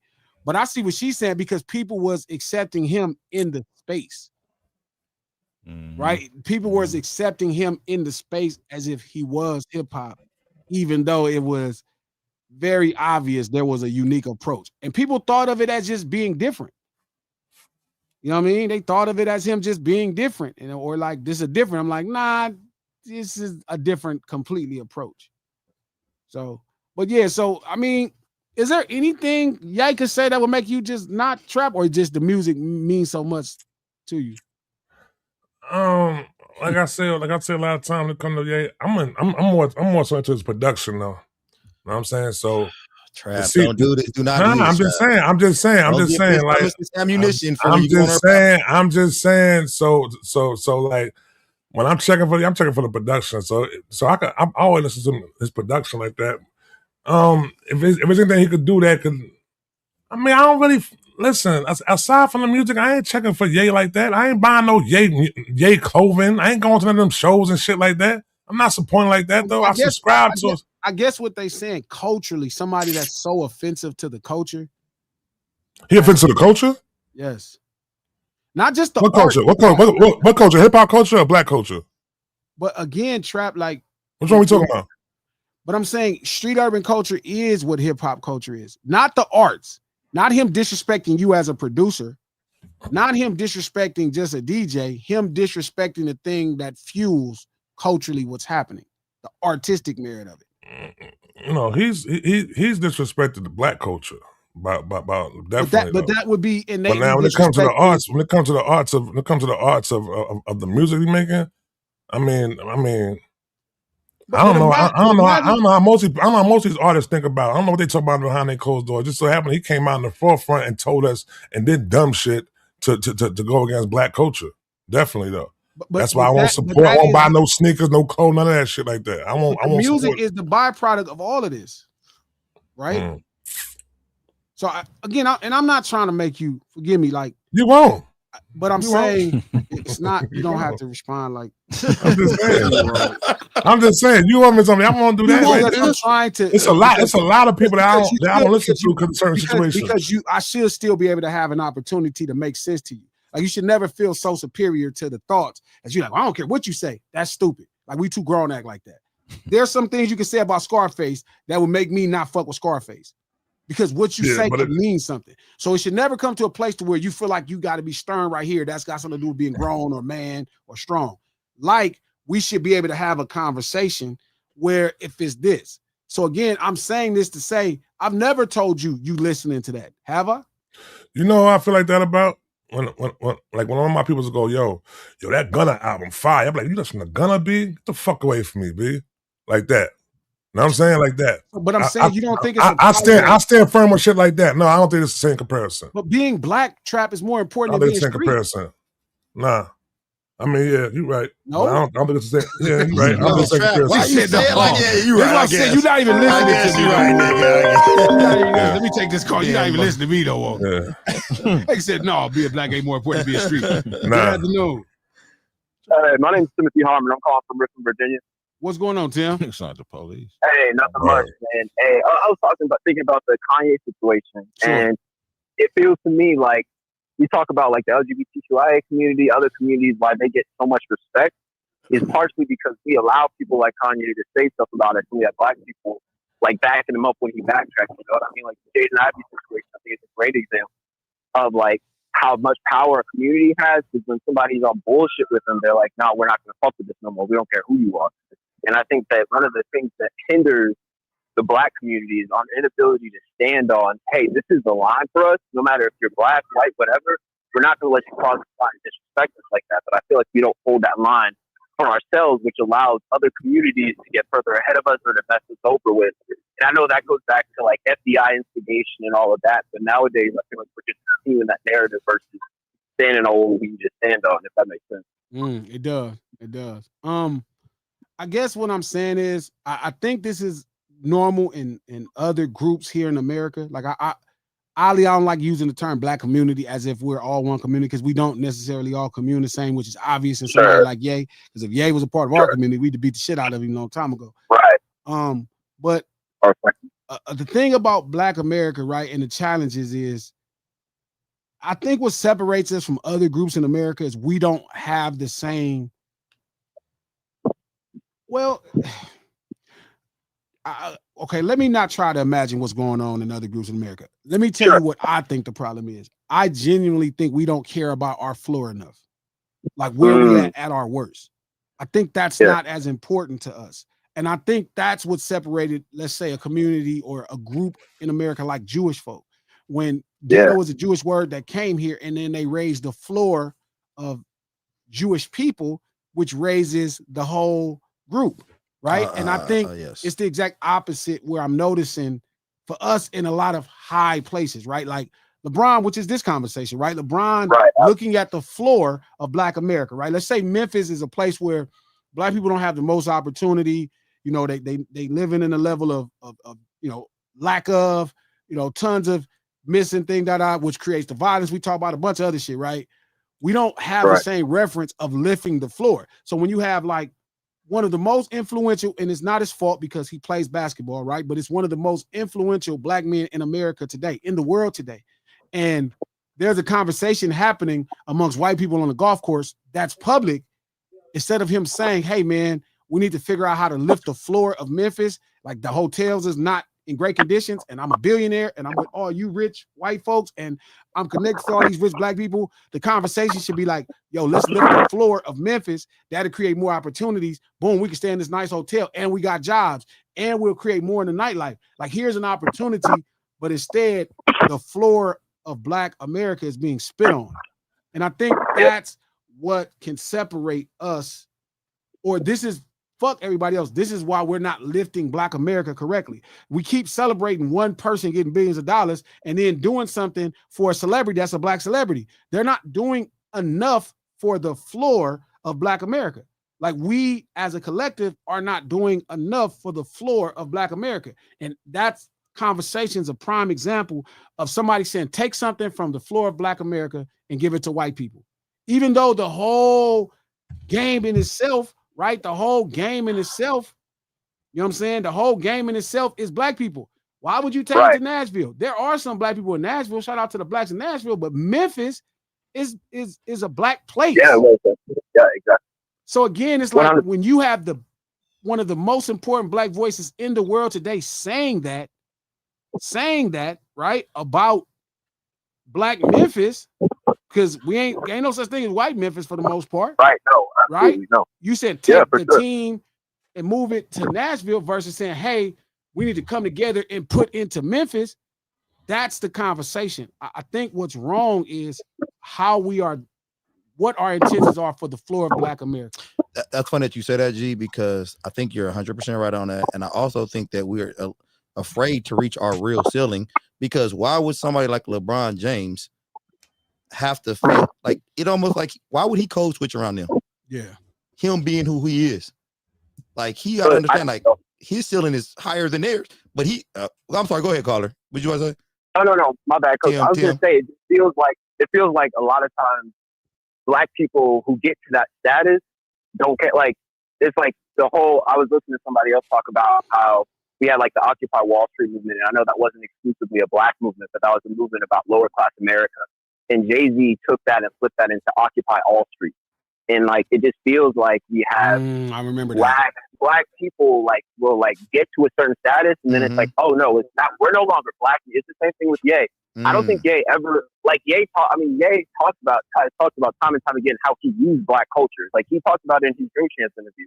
He was like, yeah, I used Black culture, but I wasn't really messing with that. I was just doing that because I knew that was to get me. It does like, come across like I use Black culture, not I use the culture or my culture. Right. It's like I use this thing because the white people want some sauce so that they can connect with us. So I'm the conduit. So it's like I'm the conduit to Black culture. I show them I'm the conduit. LeBron's the conduit in terms of basketball. Jay-Z in terms of rap. Ye in terms of pacemaking. So these like conduits who can like connect them to Black culture. Hey, if you invest in me, if you give me some money, then I'm going to make sure that you're good with the Black people. Jay saying we're done, Milan's done, you know, stuff like that. And a lot of good stuff came off of that, but still, like, what was the cost of that? It's like we have these things where it feels like and then the sad thing is that everyone on the lower floor, it feels like, is looking up to those people so much that we defend them spitting on us. So like, no, it's going to rain eventually. They're going to make it rain on us, but they're just spitting on us to try to like connect. You know what I mean? If that makes sense. So it's like they're not really. Sure. It does. Yeah. I don't know. So yeah. Anyway, those were just my thoughts as I was listening to y'all. I just wanted to chip in, love what y'all do. I'll definitely food for thought, brother. That was thanks a lot, man. Thoughts. Much love, brother. I'm not Black. I'm OJ. Man. Good afternoon. Okay. Good afternoon, man. It's Joe Spider from Richmond, California. Oh, what's going on, homie? What's happening?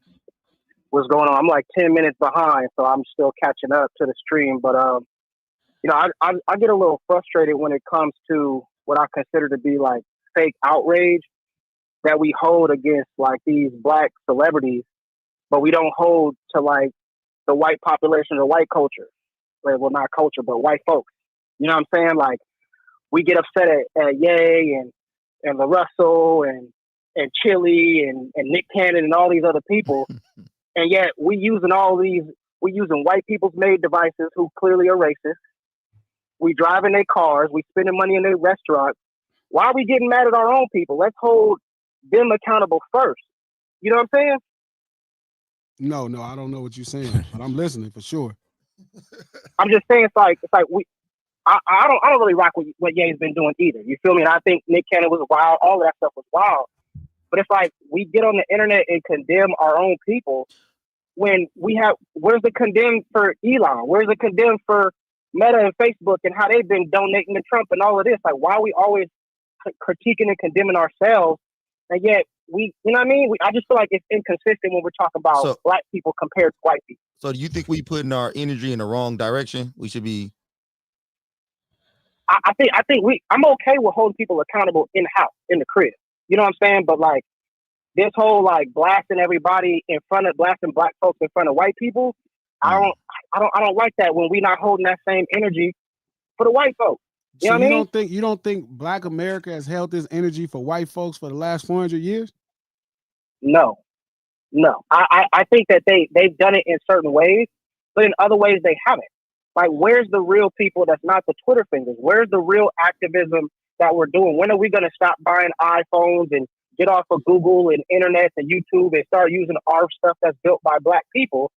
That's how you make a change. Just talking about people on the internet ain't going to really make no change. But I think that's the trick, right? It's like we live in a world that's over. We live in a white world. True. Right? We live in a white world. We understand everything that's wrong, right? We have done a great job of protesting forever. We've been talking about how racist white people are. We've been bringing attention to it. It's been a consistent theme for sure as long as black people have been on this planet with white people here, for sure. Yeah. Right? And then you have black people selling you out that you empower. Like, did you see the movie Django? And I use it as a great reference points all the time, right? Yeah, yeah. Who made you more upset, Candy or Steven? Oh yeah, it was Samuel for sure. Right? But it's because you know who Candy is. Right? You know who Candy is. You know Candy is like, we know America is racist.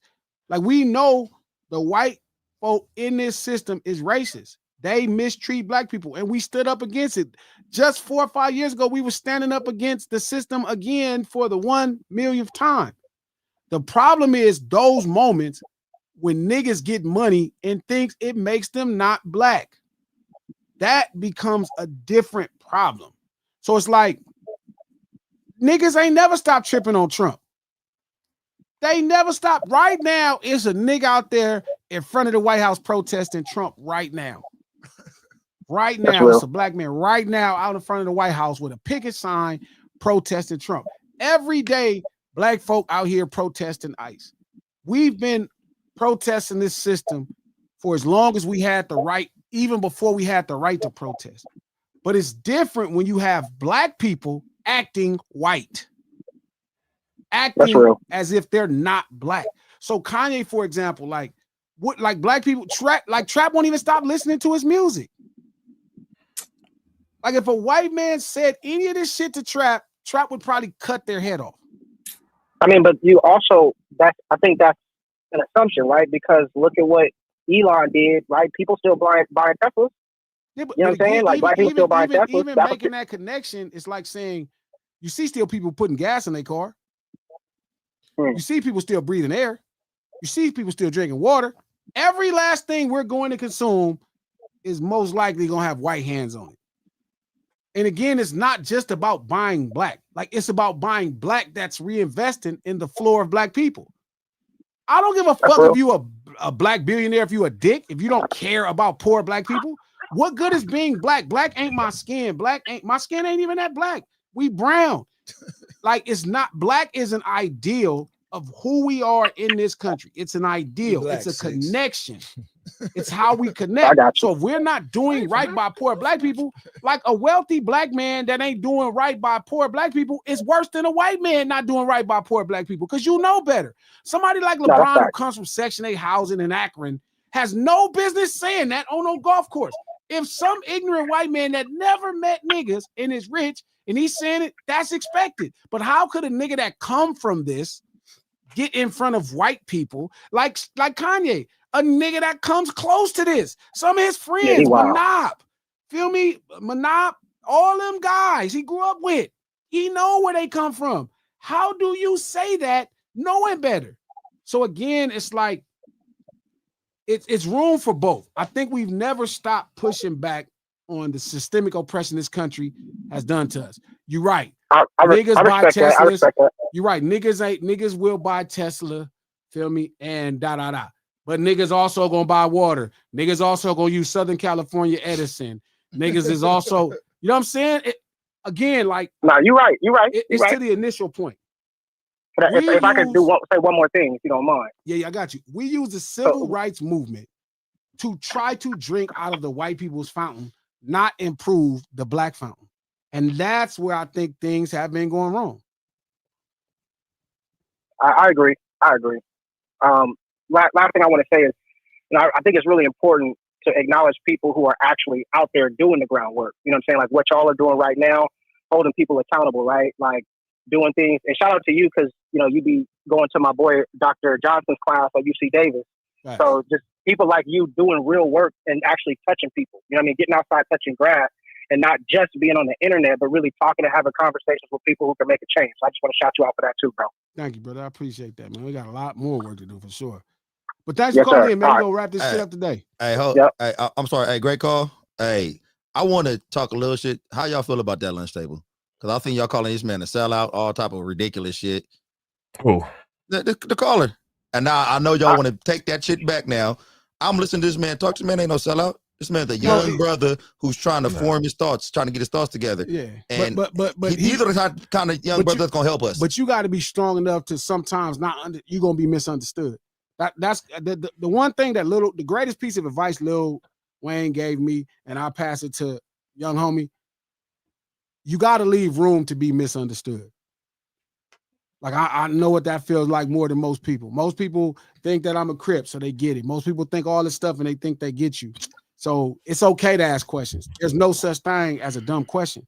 It's a question. So that means you're trying to get information. Man, we just throwing out that sellout word to anything though. Well, I appreciate it because it's frustrating when you hear stuff like that. Yeah, it's frustrating, bro. But forgive people, bro. Black people are so tired that man, like it was something that was so automatically programmed. But then, like I say, Obama's America changed a lot of stuff. A lot of people, feel me? Obama's America changed a lot of people's belief. People don't even understand the world that me, you, Trap, King, 6 come from. Like somebody 22 don't really know that racism is a thing. They don't know. So again, it's one of those places to where, you know what I mean? Like we still have to keep telling them because he's right. Like he's like, damn, G, like what he's saying makes sense. But listen, we've never stopped protesting the systemic oppression of how this system has done us. We've never, to this day, they do it every day.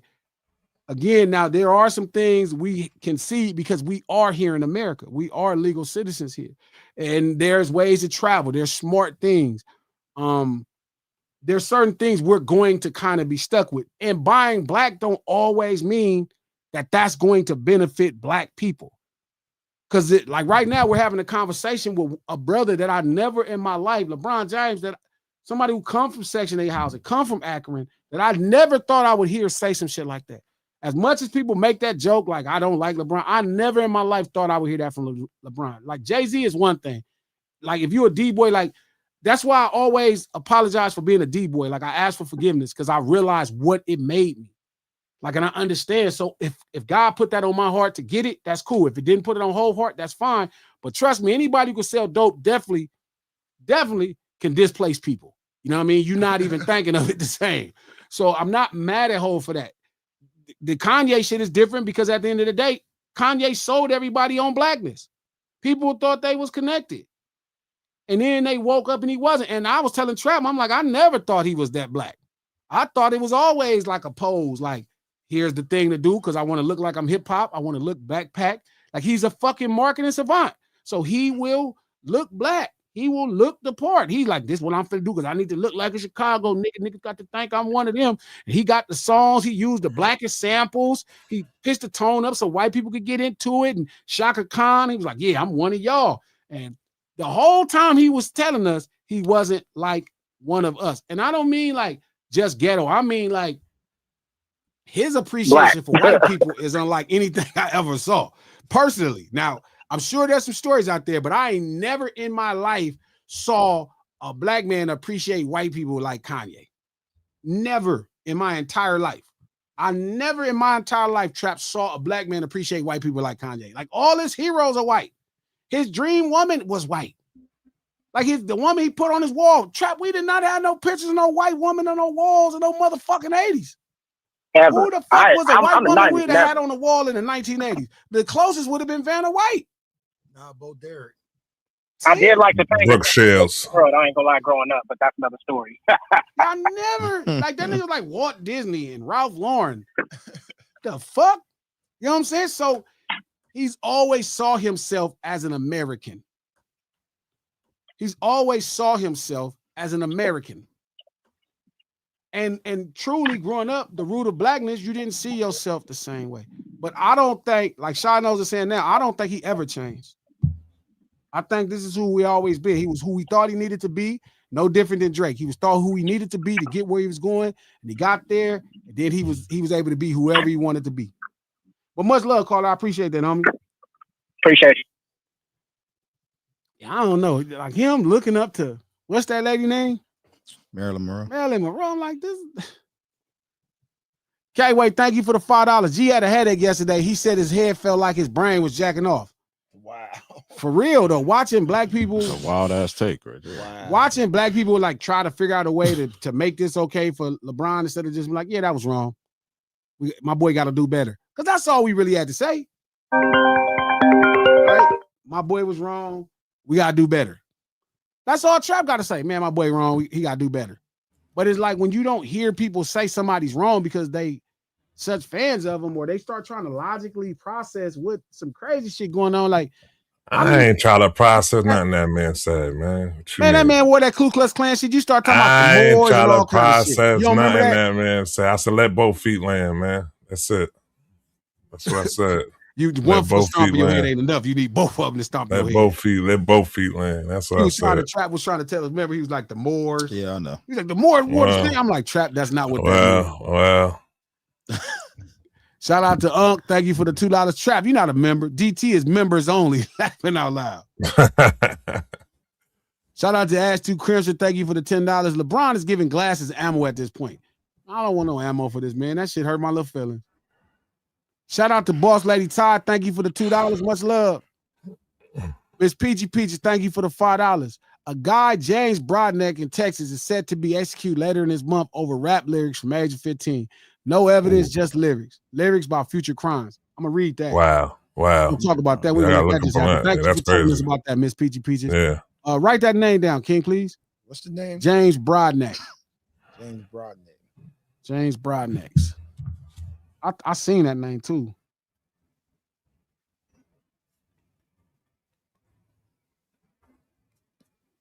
James Brodneck. We got to get on that trap. That's crazy. Well, that's crazy. That's crazy. Texas. We got to get on that. Hold on, put it down. Yeah. Okay. James, but make sure y'all all look that up because we're going to make sure we talk about that. Damn, that is crazy. That's crazy. His name is spelled. I got it. All right. I got it. Shout out to 65 Shutdown. Thank you for the $2. Red Rose, White Shilling. Fuck LeBron James. Shell out. My God. No, 65. Gene, thank you for the $5. Bron joined in a heat protest for Trayvon in Florida that Ray Allen came up with, but said he did not know enough about Tamir Rice in Cleveland to say something. It's your boy, Coach. He might didn't know. Oh, man, shit. I gotta say. Shout out to Ash 2 Chris and thank you for the $10. LeBron, I think we moved past nil in Memphis. Wow. Low key wow. To say too. Shout out to Bomb the Baby Girl 1 Trey 5. Thank you for the $5. Hey, Lunch Table family. Hey, Maz. Hey, Glasses. Hey, King. Hey, Trap. Hey, Coach. How was everyone Easter weekend? Baby. I had a horrible weekend. My weekend was That's great. some good leg of lamb, macaroni and cheese. Yeah, man, my shit was cool. Had that stove top. Horrible weekend. He was trying to share some of that shit too. Shout out to K-Way. Thank you for the $5. Does money transcend race? When was the last time any of these motherfuckers dealt with daily black issues like profiling, being overlooked, being shorted? Shit, Puff just went through that. I mean, shit, the fact that you think, see, I'm telling you, man, we should do a skit on this, Six, where the civil rights talk about like that niggas just wanted to drink out of the white fountain. I really thought the civil rights was about making the black fountain better without getting getting the whole fountain blew up. I thought that's what we were fighting on, to give our opinion on the United States. I never thought it was so we could actually just have a white person's opinion. We wanted some white pie. See, I didn't think it was because we wanted some white only pie. I thought it was we wanted to have a store where we could make our own pie and not get blew up. Like, I don't think people get this. Do y'all understand poor white people can drink out of the white fountain? Mm-hmm. And see, what happened is a couple wealthy brothers think they could drink out that white fountain, and they do a couple times, and then they get slapped down like Puff. Right? Now you're not drinking out the white fountain. Poor black people won't ever be able to drink out the white fountain. Ever. So I think that'd be the problem. Like Jay-Z going through it now. They on Jay-Z ass. Jay-Z to hit these people and all that money. Them people finna try to ruin his life to fuck that money off. He ain't done. Trust me, they ain't cool on him. They ain't let it go. It ain't over. They tripping. He gonna have to survive a lot of bullshit to do it. And he should be galvanizing our support and putting into poor black people, not just celebrities. Trump invested in black celebrities. Fuck them. Put it into Memphis. There you go. The Memphis. LeBron said donate something to Memphis. He should do something. You're gonna have to do that. You're gonna have to do that. Maybe we need to put it together. Maybe we need to Yeah, get Hilton and LeBron together and be like, look, y'all need to work You this said who out. and LeBron? Hilton. Oh, okay. There's a Hitler. Hilton. Wow. Hilton. We need to get Hilton or somebody with LeBron and be like, hey, y'all need to because he need to fix that. Yeah, he does. So I can see Hilton put out a press release now. In the wake of everything, we decided to help black people and bring Hilton just getting the credit. LeBron just sitting right there, just looking crazy. It's gonna be like The Decision. Yeah, exactly. He's sitting down there with Paris. They're gonna have Paris go I thought about taking my talents to Hilton. That's dude. There you go, LeBron. You had that idea. Do a press Taking my conference. talents to Hilton. After this long choice, I decided to take my talents to Hilton. Taking Now my I'm seeing a talents to new Hilton. hotel in Hilton. Forget Marriott. I'm going to the Hilton. All stars. Does LeBron owe his farewell season to Memphis now? Yeah, he need to go play for Memphis. But that's what you should. That's your That'd be fire. punishment, nigga. No, That's your punishment, nigga. Finish said, your hell career no. with Memphis. he'll retire for every day. At least send Bronny over there. Whatever. Do not. That is more punishment. Send Bronny over there. That's more punishment. That's more punishment. That boy. Hey, that should be his punishment. You want to apologize? You need to go play a whole season for Memphis and drive the 82. economy up, LeBron. That's what he do. Your farewell season in Memphis. Fire. I wonder if that sciatica gonna be like that year though. Shout out to Ash. I would want to stay in Memphis too. John Morant and his usher of a father are too dangerous. It's safer in Diddy's house. Wow. That's why comedy is so great, because you can't even be. I love Memphis. I don't know what y'all talking about. I love Memphis. I don't know what y'all talking about. Anytime I hear you say I love Memphis, like somebody say I love LA or some shit like that. You just throwing in Memphis on the shit though. I gotta go to Memphis as an adult. I like Memphis, bro. As an adult? Yeah. I like seeing black people everywhere I go. I've been a child. Man, I love like all the black history there. The Stax Museum is there. It gets better every time I get. Nice old houses, big houses. Yep. It's nice. They got the Civil Rights Museum. I love Memphis, bro. Oh boy. Heritage. Rose, what are you talking about? Shout out to Rose. Thank you for the membership twice. Trap the type of person to say mass ain't that bad. He might beat me, but he lets me sleep in the house when it rains. Rose? Oh, man, Got to pluralize it. You do me sound like that. Boy. Yeah, I hope so. That's how you sound. That's on me. I hope I do sound like that. You be like, nigga, you ain't taking me off Kanye. That means it's working. It's working, then. It's working. Shout out to Miss PGP. You don't think we right at all, Trap? I don't give a goddamn hell if y'all right. That is Bobby the Brain Heaton out here, man. Listen, man. Triple H. Still mad. Triple H. Trap will say the same thing. Hey, Trap will say hate. When Trap get paid, when Trap get his money, Trap is gonna say the same thing about Memphis. Shout out to Memphis. No, I would never. I ain't fuck with them niggas. No, I would never. Ain't nothing y'all can tell me about what I'm saying. I would never. Better than Memphis. I can hear you now. Nah. Miss Peachy, I fuck with thank you for the Memphis. $2. Sellouts and rats are cousins, not siblings. Nah, they the same. They are the same. Ain't no selling out without being no rat. That's just crazy. Twinning. Shout out to Ash 2 Crimson. Thank you for the $10. That's funny. Michael Jackson's best friend Ben was a sellout.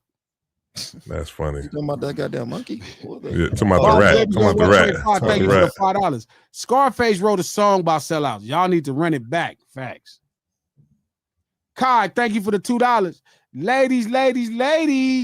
Yeah. Black Hummingbird, thank you for the membership. Y'all missed out. We going up. I'm telling you, this membership finna be the best spot to be. Shout out to Sketch Comedy. Thank you for the $5. Glasses be right a lot. Then got to spend an hour getting people on cold. Trying to sell out and cold a snake at the end of the day. It just I can't argue with that. That line was hella sellout. I can argue with it. Would you stop being a fan of Bron and Bron end up being a sellout? Cold Yes, fan and Bron fan. What if he gets to in his career and he like, you know what? I don't need niggas no more. Now I can just really say how I feel. I'm done with Bron. Is he still gonna be the greatest small forward of all time? Still gonna be the GOAT? I can't take away him being the greatest small forward of all time. He did what he did on the court, but that don't mean I got the lights out. I'm saying Michael Jordan is the shot best 50%. Shot 50% for the $2. I don't like it. There's no his or her truth. It's just the truth. My man shot down to death. like that. Shout out to K-Way. Thank you for the $5. Coach, you tripping. Women in the sip will change your life. I done had my oil changed 2 ways: a cooked meal, credit repair, and toes curled in one night. What do No, I gotta I don't know even know what what the that fuck Mississippi, the oil baby. change in 2 ways mean. Mississippi, That baby. sound paused. K-Way, that sound crazy, bro. Miss Peachy, I don't know that. Why that requires I'm using anus that. somewhere? I'm using Yeah, that. Miss exactly. Peachy, I'm thank you for the using $10. You see how the AKA hired Trick for a ceremony, get mad at his language, then say they told him to keep it clean. They also booked JT Money and Uncle Luke. What was expected? Trick had to let them have it. I saw that too. I'm like, why would you book Trick Daddy? I heard about that. Why the fuck would the AKA book Trick Daddy, Uncle Luke, Yeah, that was crazy. and think that how's that gonna work? Got a Trick Daddy show and got mad.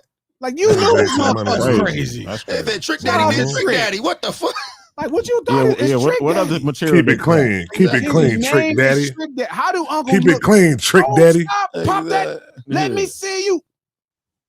I mean something about that. Did you not start dropping? Did the AKs not start dropping low when that song came on? We need to stand up and have a. What the AKs do? Shout out to AKs. Did y'all just stand up and was like, I want to rock. I want to rock. I want to They rock. did their little you walk. didn't They did drop they it low? walk. They did they walk. You didn't All drop it proper low and shit. when that don't stop, pop that. What's that? Don't stop, pop that Johnny. Let me see you. Hey, soon as that shit come out, don't stop. Hey, Don't stop. Drink spiller. man. I don't Dropping care your who drinks to you get to are. the I'm floor. crying. Bond the baby girl 135. Thank you for the $5. Run up those likes, subscribe, and share this live. Join in on the convo. Become a member to taste the delicious food being served up. It's Yeah. easy. Bond the baby girl 135. Thank you. It's for your Baby mom. girl. Baby girl with the commercial. Shout out to K-Way for real. Thank you for the $5. Damn, G Carla Russell a Tampax. Pull the string and fall apart. Wow. Oh Wow. man, that's not what I said. That's K-Way, I'm definitely not still- what he said, but they snuck their own I'm still metaphor mad about in the there. visual you gave me, K-Way. Yeah, getting your oil change. Yeah, getting Big your oil boxes. Thank you change. for the $2. Steven is way worse than Candy. Yeah, that's true. Shout out to Look, Candy K-Way. Man. Thank you for the $5. Kawhi is mentally delayed. Mellow all day. KD, Mellow, T-Mac, MJ, George Gervin, best pure scores. I don't even know what that There means. you go. There you go. He ain't never lie. Shout out to Rock Nation. Thank you Ooh, for the Harden. $2. Prime way better score than Harden, pure shooter. So Carmelo.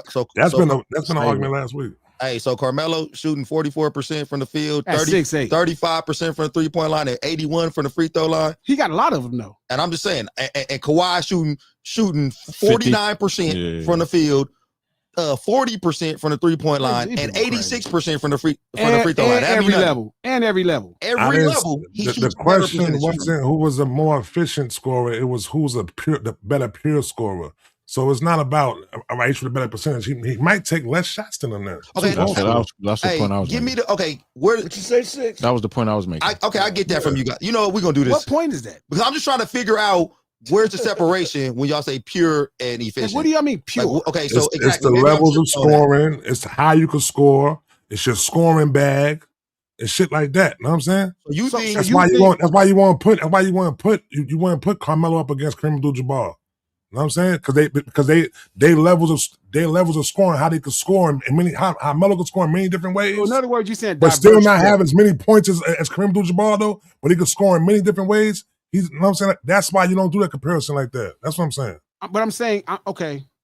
I don't think diversity comes into play when you're talking about pure though. Exactly, which is kind of the problem in that whole conversation, which I try to like if I want some pure honey, I don't want my shit all mixed up with all other type of shit. I want that pure straight to the vein honey. I think Carmelo's a great all-time great scorer. It's obvious, right? But I think at the end of the day, I think Kawhi does the exact same thing with less dribbles, more efficient. He's a more efficient scorer. He shoots every shot better than Carmelo. He can shoot everywhere on the court. If they had a shooting challenge, Kawhi would win. I don't know. Kawhi shoots the 3-ball better, free throw better, mid-range better. He's in the post better. Now, I think he's not in the post better. We're not doing that. He's not in the post better. He's better. He's not in the post. He can't catch and shoot like Melo. Yes, he can. No, he can't. No, he can't. At the rim better than What Melo. are you talking about? He does cannot catch and shoot like Melo. Yes, he can. And he can't finish it. He don't finish as strong as Melo at the rim. What you talking about? He does. Kawhi finishes better at the rim. What are you doing? I'm gonna just save it, man. What's happening? You gonna save it? Yeah, Six. we're gonna do a sports look pod that at some out, point. man. Nah.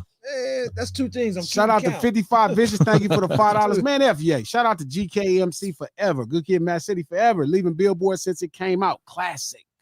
Fire. I remember Ye had that old salty shit to say about Dot too. I forgot about that. That old hater shit. Who? Kanye. Oh yeah. He was hating this shit. He was like, well, Drake is shut your punk ass up. Take that elbow, boy. Shout out to Mood Music. Thank you for the €5. Glasses, please don't ever talk about basketball again. Kawhi ain't for post-up game. He ain't on the same level as Carmelo as a scorer. What are we talking about right now? Look, I know. Listen, I read the same news. And that's with the Euro. And he over there in Europe knowing that. Listen, I read all the same newspapers with those marketing tags that y'all talking about, because that's all y'all be talking about is marketing. When y'all be like, oh, Carmelo Anthony is just best pure scorer. The whole argument is stupid and silly. If I could do a hook shot every day and can't nobody stop me, I'm still a better scorer than you. If you need 6 different ways and I got one way that you can't stop, I'm a better scorer. But I'll honor the ridiculousness of the conversation.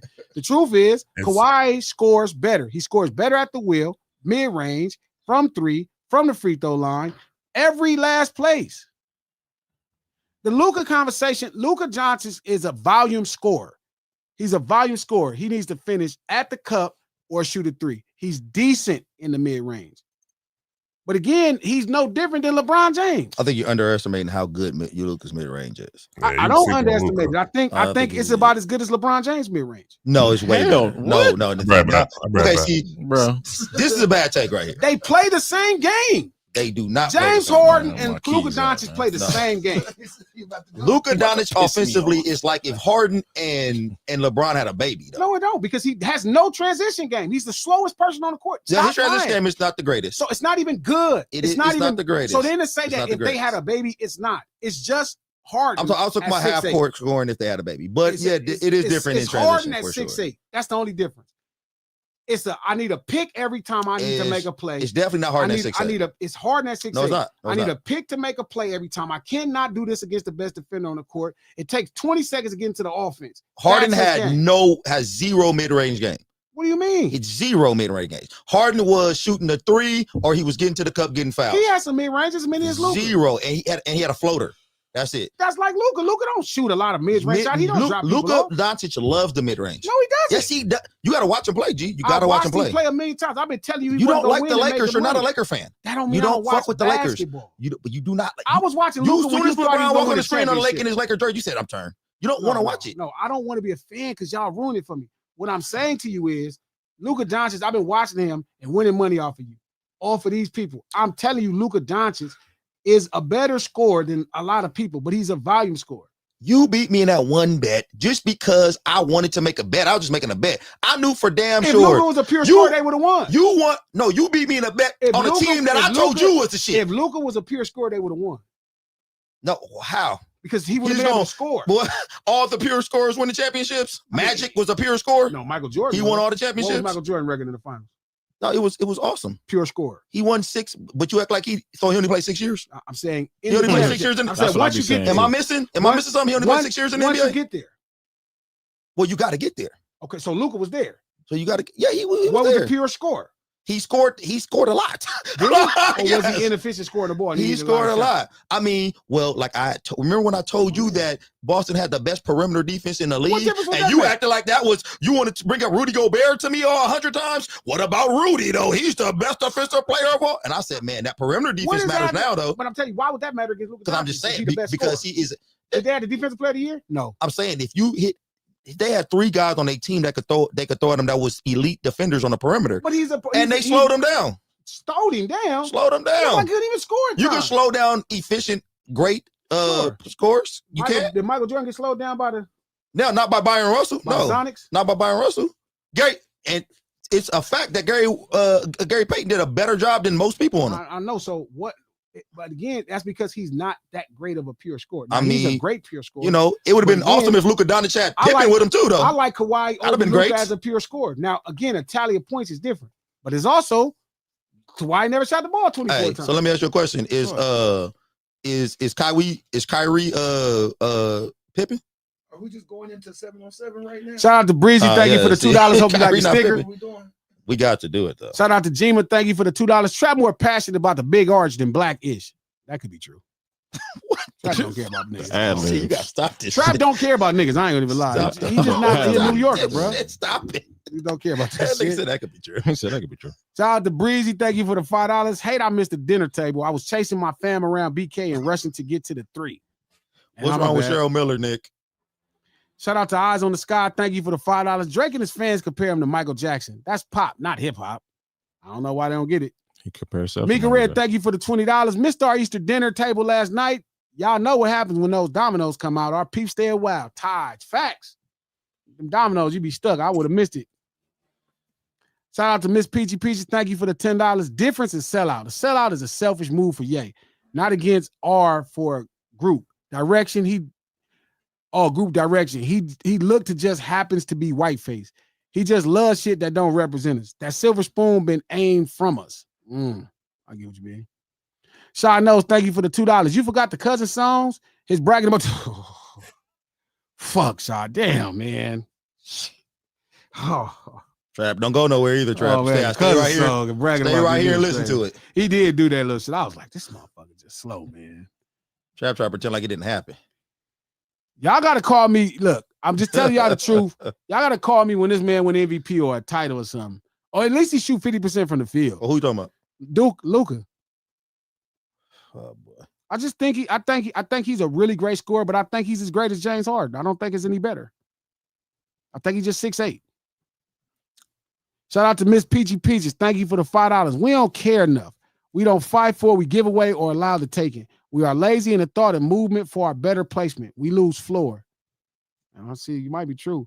Breezy, thank you for the $5. Why don't we have our own? More like, when do we? We get Tosa. No matter how much we build in FUBU, they infiltrate and obliterate. That's what I thought the movement was about, the civil rights movement.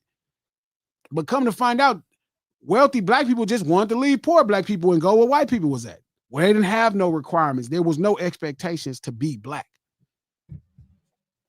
Shout out to K-Way. Thank you for the $5. The way y'all bypassing Ye wearing a Klan robe.